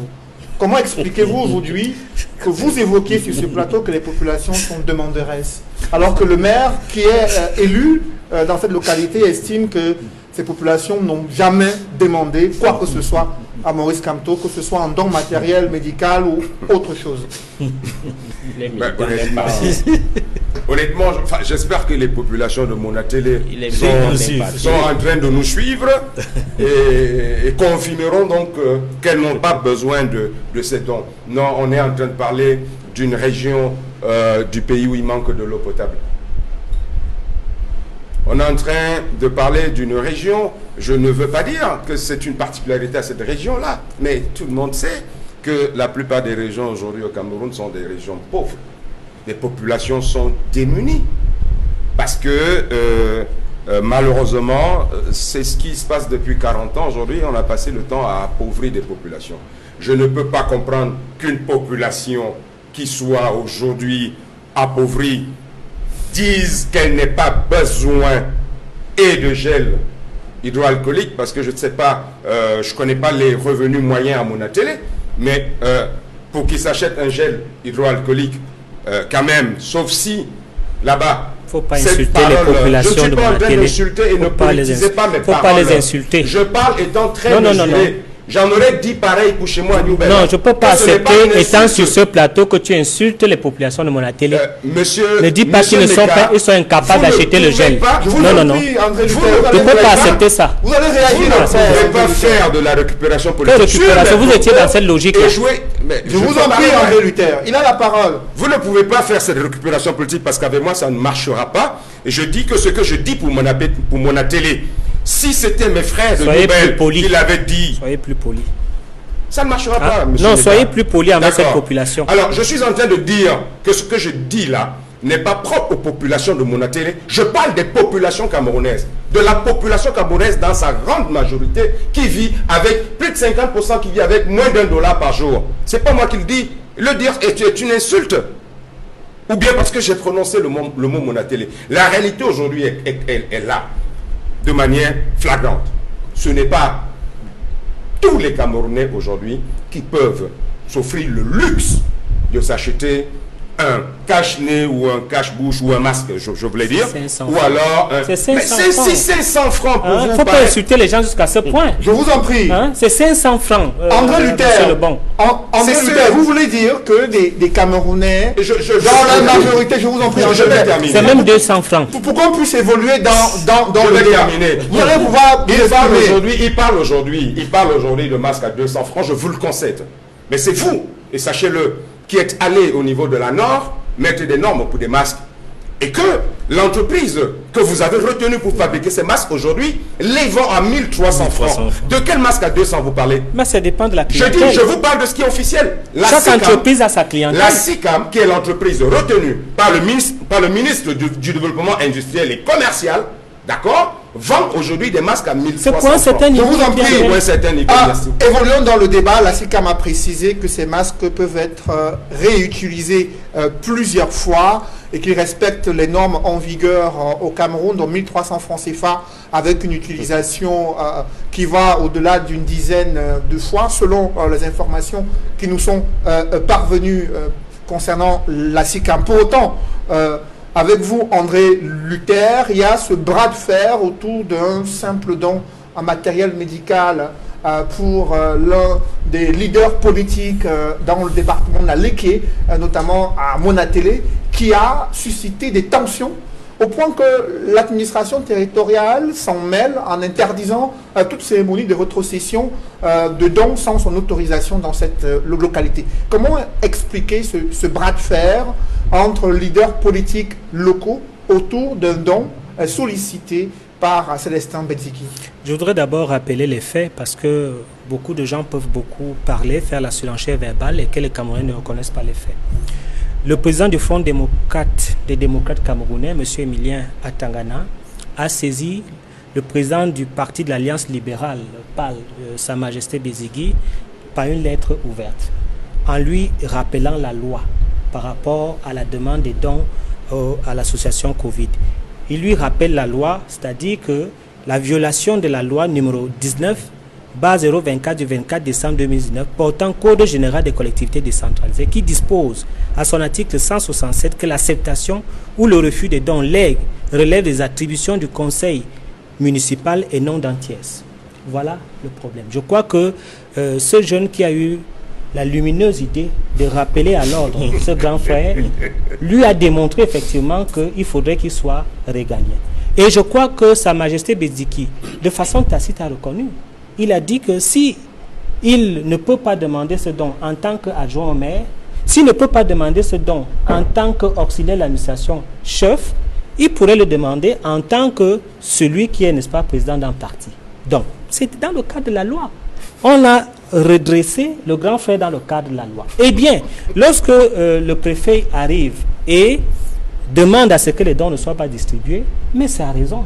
D'ailleurs, moi-même, j'ai commencé à dire qu'il était important qu'on essaie de pouvoir vérifier ces dons. Quelle est l'inquiétude d'une autorité administrative lorsque deux leaders politiques discutent sur les initiatives de la municipalité et d'autres initiatives qui pourraient être prises à l'endroit des populations? Non, moi je vais même plus loin. Je crois qu'il y a eu même un laxisme, une tolérance administrative sur ces dons qui ont été importés. Il fallait qu'il y ait un certificat de conformité de ces dons, qu'il y ait des fiches techniques et qu'il y ait, n'est-ce pas, un certificat d'origine pour qu'on sache d'où viennent ces dons. Et qu'on puisse même avoir, n'est-ce pas, ne serait-ce que les conditions de conditionnement de ces dons, comment cela a été conditionné. Parce que vous ne savez pas si ces médicaments, tout ça, ont été empaquetés dans la chaleur. Cela peut effectivement créer un certain nombre de problèmes. Mais j'aimerais revenir sur un certain nombre de choses. Et ça, c'est très important.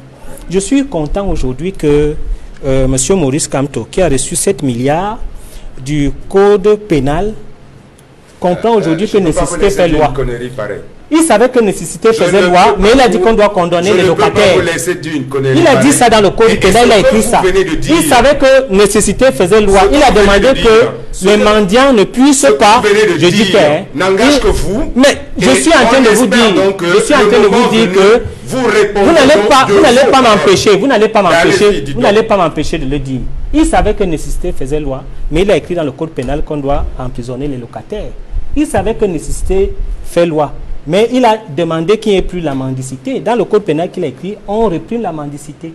Il savait que nécessité faisait loi. Permettez qu'il aille jusqu'au bout pour qu'on comprenne. Quel est le rapport entre l'évocation de ces éléments-là et cette polémique autour du don de Survie Cameroun à Monatélé, pour qu'on puisse bien comprendre? Je vais très bien vous expliquer. Le MSC veut démontrer effectivement que quand il y a un problème, il y a une nécessité, il faudrait que toutes les forces vives se réunissent pour résoudre d'abord ce problème. Mais le véritable problème que nous avons, c'est que dans la politique sociale qu'ils sont en train de faire, leur leader a fait un certain nombre de lois qui sont tout à fait liberticides et qui tuent même la politique sociale au Cameroun. C'est en cela la contradiction. Puisque M. Kamto a été expert du code pénal, il a pris de l'argent, c'est lui-même. Il ne savait pas que nécessité faisait loi en demandant qu'on condamne les locataires. Il ne savait pas que nécessité faisait loi en demandant qu'on condamne ceux qui font la mendicité au Cameroun. C'est en 2020 qu'il sait que nécessité fait loi et qu'il faudrait aider les gens. Ça, c'est une politique d'ubiquité. Et vous en avez l'habitude. Oh non. Non, vous en avez l'habitude. Ce que je voudrais vous dire, et je vais terminer par là, respectez la loi, il y aura moins de problèmes. Respectez la loi. Laissez ces histoires farfelues de présidents élus, respecter la loi. Alors André Luther, dans ce contexte où le Cameroun fait face à 2265 cas de Covid-19, plus de 100 morts, 114 morts selon le dernier bilan officiel. Qu'est-ce qu'il faut faire pour améliorer le plan de réponse sanitaire? On a vu des plaintes de la part des mairies, des maires et magistrats municipaux qui n'ont pas été associés dans la stratégie au départ Et c'est il y a quelques jours que le ministre de la Communication a reçu certains d'entre eux pour évoquer un plan de campagne de sensibilisation sur le plan local. Que faut-il faire sur le plan sanitaire pour optimiser la prise en charge, selon vous? D'abord, il y a un certain nombre de mesures qui ont été prises. Il y a un fonds de solidarité qui fonctionne. Il faudrait qu'à l'unisson, tous les Camerounais puissent se mettre sur la table pour pouvoir lutter ensemble. Mais d'un côté, nous avons déjà des hommes politiques qui ont pris des initiatives, notamment dans le cadre d'accompagner le gouvernement par rapport, n'est-ce pas, aux mesures. Mais ce que vous demandez par rapport à l'amélioration, je veux vous dire, par rapport aux mairies, qu'il est important que le FECOM puisse les accompagner. Mais pour que le FECOM les accompagne, il faudrait qu'ils fassent des conseils où ils font des propositions au FECOM et que le FECOM puisse voir ce qu'ils peuvent disposer à pouvoir les accompagner. Il ne s'agit pas d'un problème de politique politicienne, il s'agit que tout le monde mette la main dans la pâte, mais seulement dans un cadre de la loi, monsieur le MRC, le cadre de la loi. Vous sortez du cadre, effectivement, vous êtes marginaux. Parce qu'il faudrait que ce soit dans le cadre de la loi. Angelbert Lebon-Dachua, dans ce contexte de crise sanitaire, que proposez-vous concrètement pour améliorer la prise en charge des patients atteints du Covid et donner les moyens nécessaires aux médecins, eux aussi d'être protégés et de pouvoir aller plus loin dans le traitement des patients? Comme avec toute pandémie, il faut d'abord insister sur les mesures barrières, c'est-à-dire que de manière concrète, qu'est-ce qu'on fait? Et je dis toujours, nous avons, le MRC de manière officielle, depuis le départ, demandé le confinement partiel. Du moins à l'époque, pour les villes qui étaient touchées. Il n'y en avait que 3. Il y avait Douala, Yaoundé et Bafoussam. Aujourd'hui, c'est les 10 régions du Cameroun et tout le monde comprend bien pourquoi. Parce qu'effectivement, on n'a donc pas pu appliquer ce confinement partiel. Maintenant, les choses étant faites et les dégâts commençant à être constatés, il faut maintenant que nous puissions courir après la pandémie. Courir après la pandémie, c'est faire au maximum, je dis bien au maximum, des tests. C'est-à-dire pouvoir tester le maximum de personnes. Et une fois que des cas positifs sont révélés, il faut immédiatement qu'ils soient mis en quarantaine et en fonction du niveau d'infection, soient mis en quarantaine ou évidemment être traités. Et au niveau du traitement, tout le monde se rend bien compte qu'aujourd'hui, nous avons une politique sanitaire qui a complètement échoué. Quand on vous dit aujourd'hui quelles sont les capacités de réaction ou bien de notre réaction ou bien de notre système médical face à cette pandémie, je vous assure, vous avez froid au dos. Donc, il est urgent aujourd'hui de pouvoir renforcer, j'ai dit renforcer très rapidement notre plateau technique, c'est-à-dire notre capacité technique à répondre à la pandémie. Ensuite, une fois, évidemment, les gestes barrières que l'on connaît aujourd'hui, la distanciation sociale, se laver les mains autant de fois qu'on veut par jour, sortir avec un masque. Mais cela doit être soutenu, accompagné. C'est pourquoi on parle donc de mesures d'accompagnement. Est-ce que vous savez, M. Meka, aujourd'hui, sans publicité, il y a une grande chaîne hôtelière au Cameroun qui s'appelle la chaîne Résidence La Falaise qui a fermé. Et cet hôtel, le Nouvel, dans tous les cas, qui est situé à Bonapriso, a été inauguré il y a moins d'un an. Allez voir le niveau d'investissement consenti. Vous pouvez vous imaginer ce que ressent aujourd'hui M. Monka Pascal, pour ne pas le citer, et des milliers d'autres comme ça. Je dis bien des milliers d'autres. Je ne sais pas si... Il ne faut pas exagérer sur les chiffres. Ne dites pas des milliers. Alors, ce n'est pas moi qui le dis. Ce n'est pas vrai, ça, des milliers. En communication, dans un communiqué officiel conjoint, le JICAM et ECAM ont dit que 95% aujourd'hui des entreprises sont impactées. C'est pas moi. Mais pas fermées. Non, je dis impacté. Vous, c'est ce qu'on appelle impacté en économie. Impacté. Donc, à partir du moment où tu es impacté, soit tu fermes, comme a fait M. Monka Pascal, ou à la longue, progressivement, vous allez fermer. Je vous donne un autre exemple. Certains pris des mesures vous donne- de congé technique. Il a la parole. Je vous donne un autre exemple. C'est grave. Ça fait rigoler. Peut-être que ça va permettre de détendre l'atmosphère sur un sujet aussi grave. Il y a le préfet de la Benoué qui a saisi un hôtel à Garoua pour une réquisition. Et le directeur de l'hôtel a répondu au préfet en disant: moi, dès que mes employés ont appris qu'on va venir mettre les gens en quarantaine chez moi, ils ont tous fui le travail. Il a répondu par courrier qu'ils ont tous fui le travail. Et par conséquent, lui, il est obligé de fermer son hôtel. C'est de ça qu'il s'agit. Ça, ce sont des faits concrets. Ce n'est pas un rêve. Vous comprenez? Ce n'est pas un rêve. C'est des faits concrets. Vous avez parlé aujourd'hui de réouverture, par exemple, d'endroits de loisirs. Moi, j'ai des amis qui sont propriétaires de boîtes de nuit. Je peux vous dire, au-delà des images qui sont déjà assez graves, hein, que l'on voit circuler sur Internet, ce qui montre une fois de plus l'irresponsabilité de nos dirigeants, parce qu'on ne comprend pas comment on peut envoyer autant de Camerounais au charbon. Ces gars-là, aujourd'hui, ont leur chiffre d'affaires qui a chuté. C'est une réalité. Donc, si vous ne pouvez pas accompagner, évidemment parce que vous n'avez pas de ressources aujourd'hui financières, la preuve, on vient de voir le dernier sauvetage du FMI avec vous. Si vous n'avez pas de ressources financières suffisantes, vous ne pouvez pas faire comme le Sénégal a fait. Vous ne pouvez pas faire comme la Côte d'Ivoire a fait. Même sans avoir engagé le confinement, ils ont soutenu leur économie. Mais au Cameroun, le ministre des Finances, lors de la réunion interministérielle, présidée par le Premier ministre Joseph Ngouté, il a fait savoir que 15 milliards de francs CFA ont déjà été mobilisés pour l'appurement des crédits de TVA, les exonérations relatives à l'impôt libératoire, taxes de séjour, taxes à l'essieu sont effectives, précise le ministre des Finances lors de cette réunion interministérielle.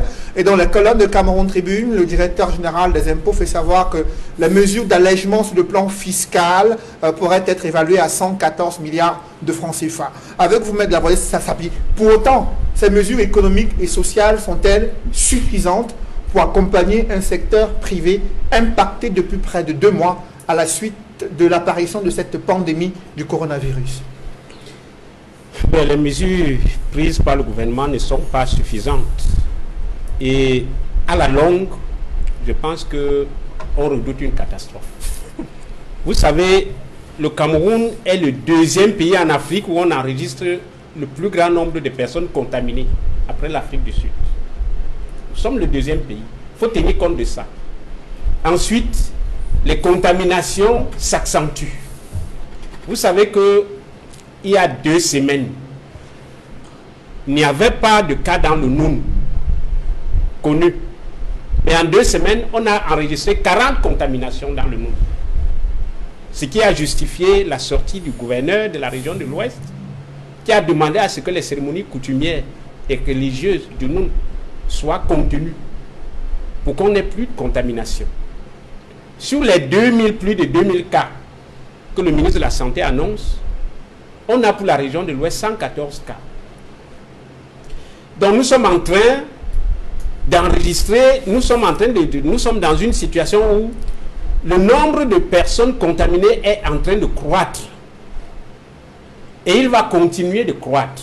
Mais le gouvernement aussi estime que la courbe des personnes qui retrouvent la santé est également, elle aussi, elle est en train de croître, et le gouvernement est optimiste quant à la suite de l'évolution de la pandémie, du moins pour le nombre de personnes ayant retrouvé la santé.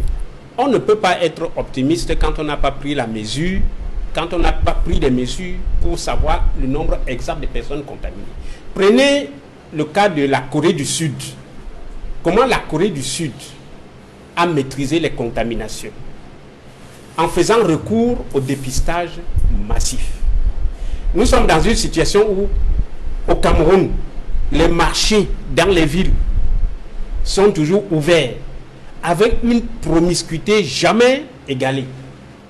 Nous sommes dans une situation où on vient de réautoriser la réouverture des débits de poissons avec un afflux de personnes, comme M. Mekala lui-même reconnu, un afflux de personnes qui va arriver à la sortie du travail. Ça fait que les contaminations vont continuer de croître si des mesures ne sont pas prises pour contenir les contaminations dans notre pays. Et à ce niveau-là, les entreprises privées vont souffrir au maximum de ces contaminations-là. Parce que ce qui se passe, c'est que dès qu'une personne est contaminée dans une société, on constate qu'il y a baisse d'activité dans cette société immédiatement. Parce que le reste du personnel a peur. Et les mesures de confinement qu'on adopte généralement font que beaucoup de gens craignent. Et nous avons vu beaucoup de cas, beaucoup de sociétés ici à Douala ont vu leur chiffre d'affaires baisser drastiquement parce que dans ces sociétés, on a enregistré des personnes qui étaient contaminées. Le gouvernement n'est pas en train de prendre toutes les mesures qu'il faut. Et nous pensons qu'il faudrait que le gouvernement mobilise davantage de moyens. Déjà pour contenir les contaminations, parce que c'est ça qui est l'élément le plus dangereux contre les sociétés privées, contre les personnes, les investisseurs camerounais, les hôteliers qui ferment. Par exemple, c'est un manque à gagner impressionnant avec des personnels qui est mis en chômage. Chômage technique ou chômage définitif. Alors, qu'est-ce qu'on fait pour ces personnes, pour ces emplois perdus? Donc, il me semble que, au-delà de ça, il faudrait que le gouvernement prenne des mesures extrêmement solides pour que nous puissions éviter cette catastrophe-là. Les hôpitaux ne sont pas suffisamment équipés. Dans la région de l'Ouest, il y a l'hôpital général, il y a l'hôpital régional de Bafoussam qui a été retenu. Mais je vais vous dire, M. Meka, que vivant à Bafoussam depuis près de 30 ans, connaissant l'hôpital régional, le personnel médical là-bas manque, le matériel manque comment est-ce qu'on a appelé ça? Les combinaisons. Ça manque. Il manque de masques médicaux pour le personnel médical dans ces hôpitaux-là. Et il ne faut pas se limiter à l'hôpital régional. Il y a l'hôpital de Famla, il y a d'autres hôpitaux de district où le personnel médical a besoin d'avoir ces combinaisons-là, d'avoir ce matériel-là, parce que quand les gens sont contaminés et qu'ils commencent par l'hôpital de district, il faudrait bien que le personnel qui reçoit ces malades là-bas soit protégé. Vous avez vu dernièrement, on a fermé le centre de santé de Lafé, Balai, parce qu'il y a eu un cas qui est arrivé là-bas, et ce cas, on a eu peur qu'il contamine le personnel médical.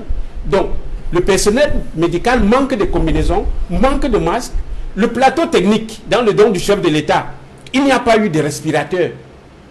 Il n'y en a pas eu dans le don du chef de l'État. On est étonné que le chef de l'État débloque 2 milliards de francs, qu'on n'achète pas un seul respirateur, qu'on achète du savon et des seaux.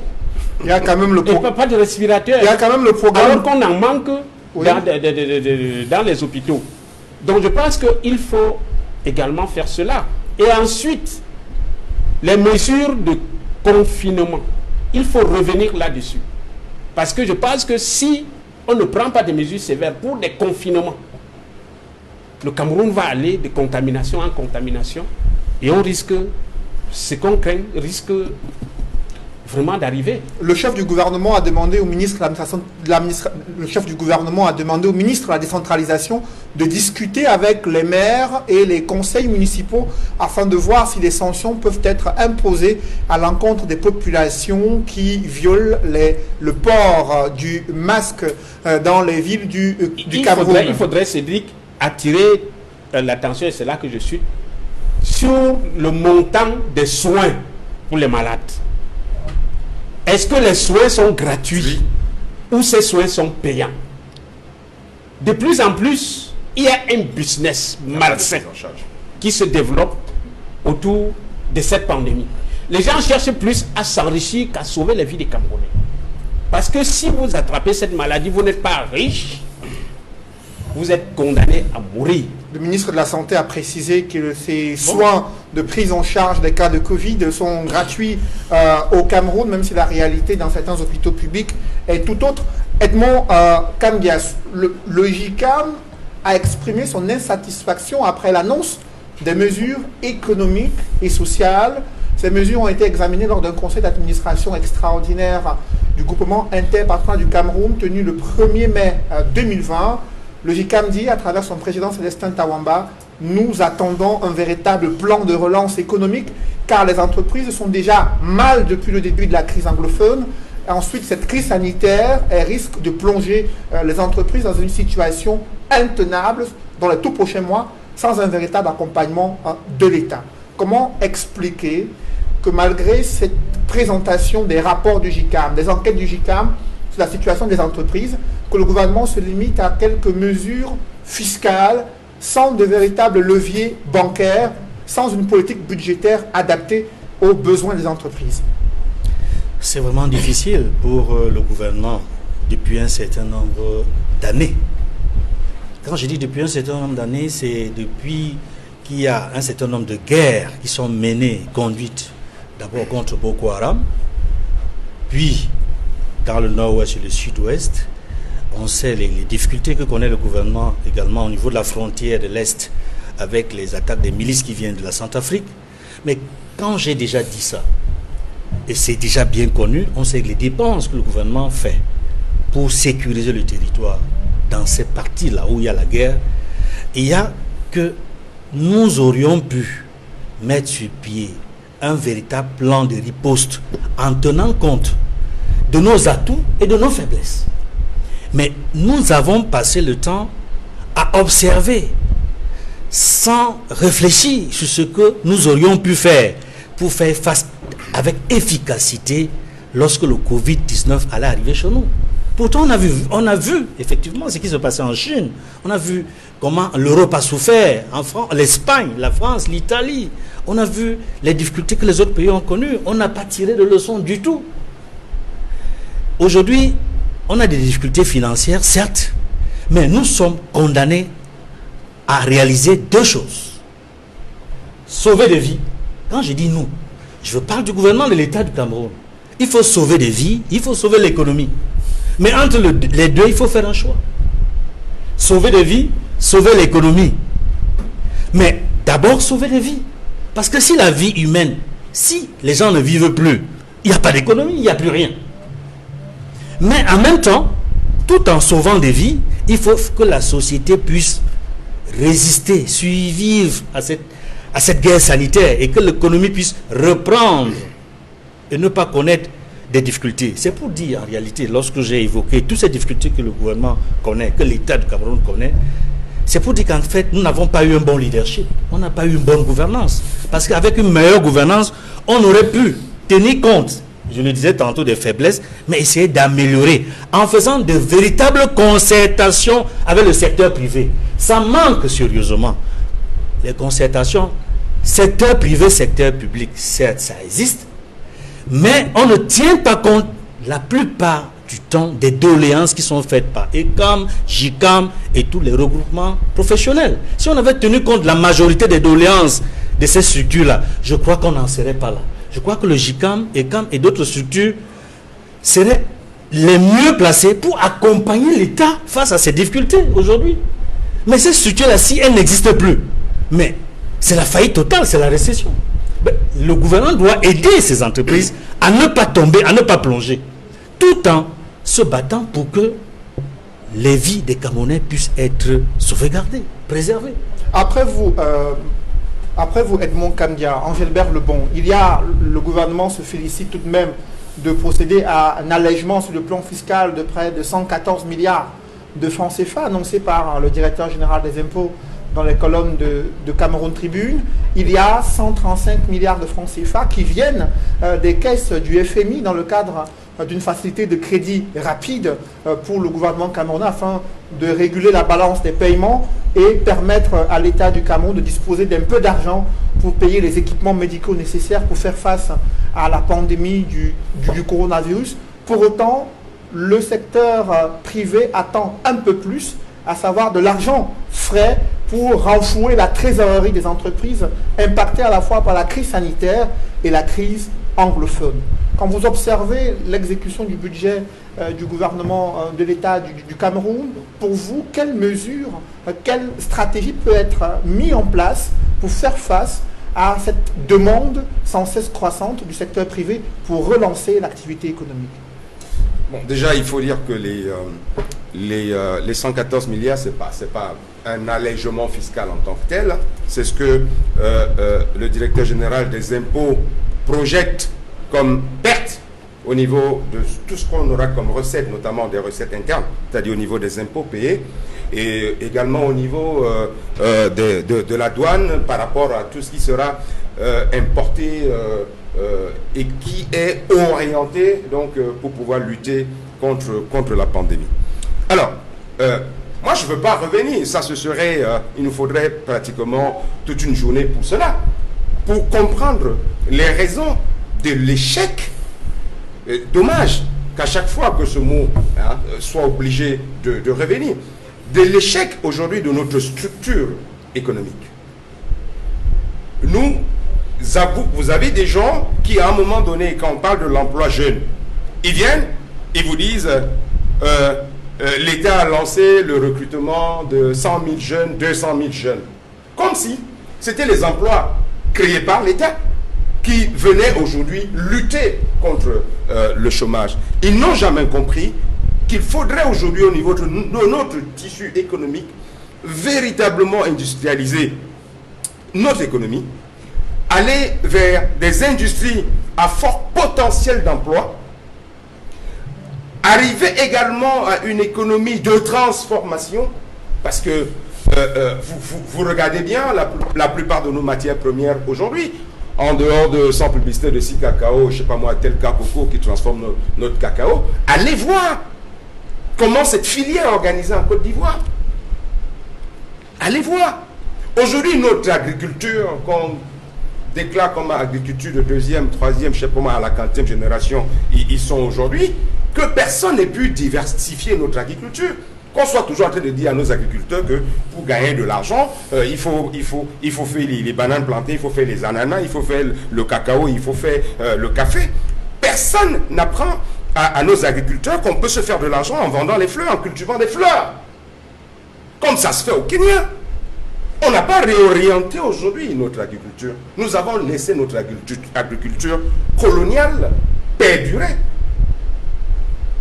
Comment avec ça vous pouvez attendre des résultats?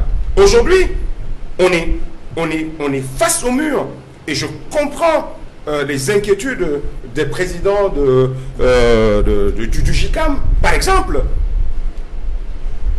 nous n'avons pas d'argent. L'État n'a pas d'argent aujourd'hui pour accompagner.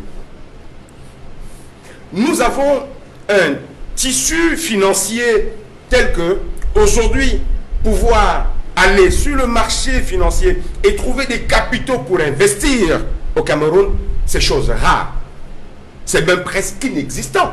C'est-à-dire qu'on a de véritables génies aujourd'hui qui font de multiples acrobaties pour s'en sortir au niveau de l'entrepreneuriat. Ah, bref, pour moi, pour résoudre cette équation économique, il faudrait que les gens aujourd'hui qui nous gouvernent fassent le constat eux-mêmes qu'ils ont échoué et qu'à chaque fois où on organise une élection, au lieu de triompher par leur programme, leur projet de société qu'ils n'ont jamais présenté aux Camerounais, ils triomphent plutôt par de la fraude.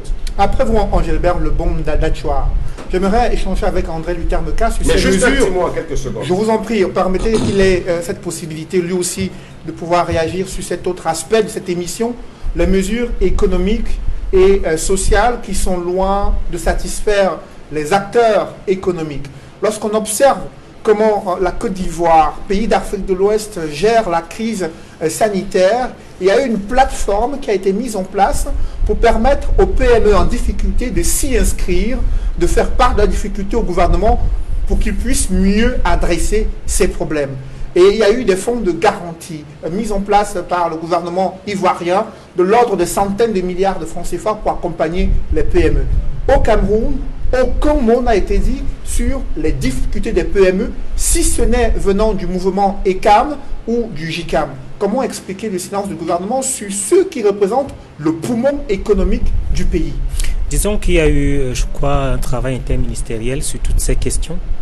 Et le GICAM a commis un document qui essaie d'expliquer le problème des entreprises. Et je crois que, contrairement à la caricature que voudrait faire M. Le Bon Dachua, toutes les entreprises du monde ont été impactées. Toutes les entreprises du monde. Donc, le monde entier a subi véritablement le Covid-19. Et comment est-ce qu'ils ont réagi ailleurs? Comment est-ce que les gouvernements ont réagi ailleurs? Également, au Cameroun, on a réagi. Il y a eu un certain nombre de mesures, notamment le gel des redressements fiscaux, le gel des contrôles et effectivement la solde de crédit de la TVA qui a été mis à la disposition. Mais lorsque M. Kamgia parlait qu'il faille faire un choix entre l'économie et sauver des vies, c'est un peu comme il fallait faire un choix entre, ou alors choisir qui arrivait le premier entre l'œuf et la poule. Donc ce que je veux dire, c'est quoi? C'est qu'il est important de sauver des vies, mais de sauver l'économie. Comment concilier donc les deux dans ce contexte? C'est ça le défi. Comment concilier les deux? C'est-à-dire qu'il faudrait qu'il y ait notamment des plateformes où il y a des échanges, n'est-ce pas, entre l'exécutif et le secteur privé pour qu'ensemble ils apportent un certain nombre de décisions, de propositions qui peuvent amener progressivement l'économie à pouvoir redécoller et accompagner les PME. Parce que le véritable problème aujourd'hui, c'est que on a aussi l'impression que les lobbies économiques voudraient qu'on sorte du cash immédiatement pour mettre dans les entreprises, ce qui peut handicaper également la machine de l'État.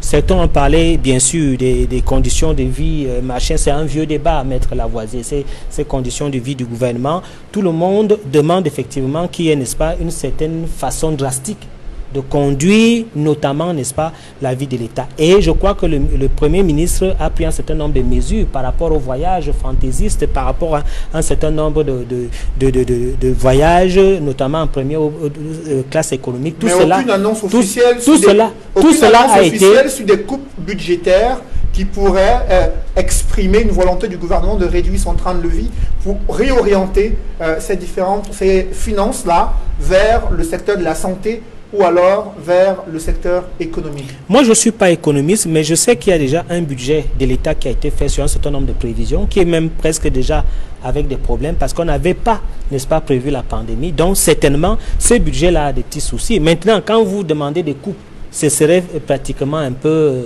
se faire harakiri. Je crois qu'il est important aujourd'hui que toutes les forces vives s'asseyent pour pouvoir faire des propositions afin qu'on puisse progressivement sortir de ce marasme économique qui se pointe à l'horizon. Mais il est aussi important, au lieu, n'est-ce pas, de toujours diriger le fusil au niveau de l'État, mais également aussi changer le fusil d'épaule. Il faudrait aussi que les entreprises citoyennes participent à aider l'État pour pouvoir qu'ensemble on puisse redresser la barre économique. Parce que j'ai des craintes que des hommes d'affaires, notamment dans un certain seuil de problèmes, voudraient effectivement ravitailler leur chiffre d'affaires pour pouvoir se relancer. Alors là, ça devient le cynisme économique. Merci, messieurs. C'est la fin de cette émission. Merci à vous, Maître Lavoisier Sapi, d'être venu sur ce plateau. Merci à Engelbert Le Bon Dachua d'avoir participé à ce débat. Merci également à vous, messieurs André Luther Beka et Edmond Kamgia. Mesdames, messieurs, c'est la fin de cette émission. Merci de l'avoir suivi. Et merci de rester sur Equinox Télévision.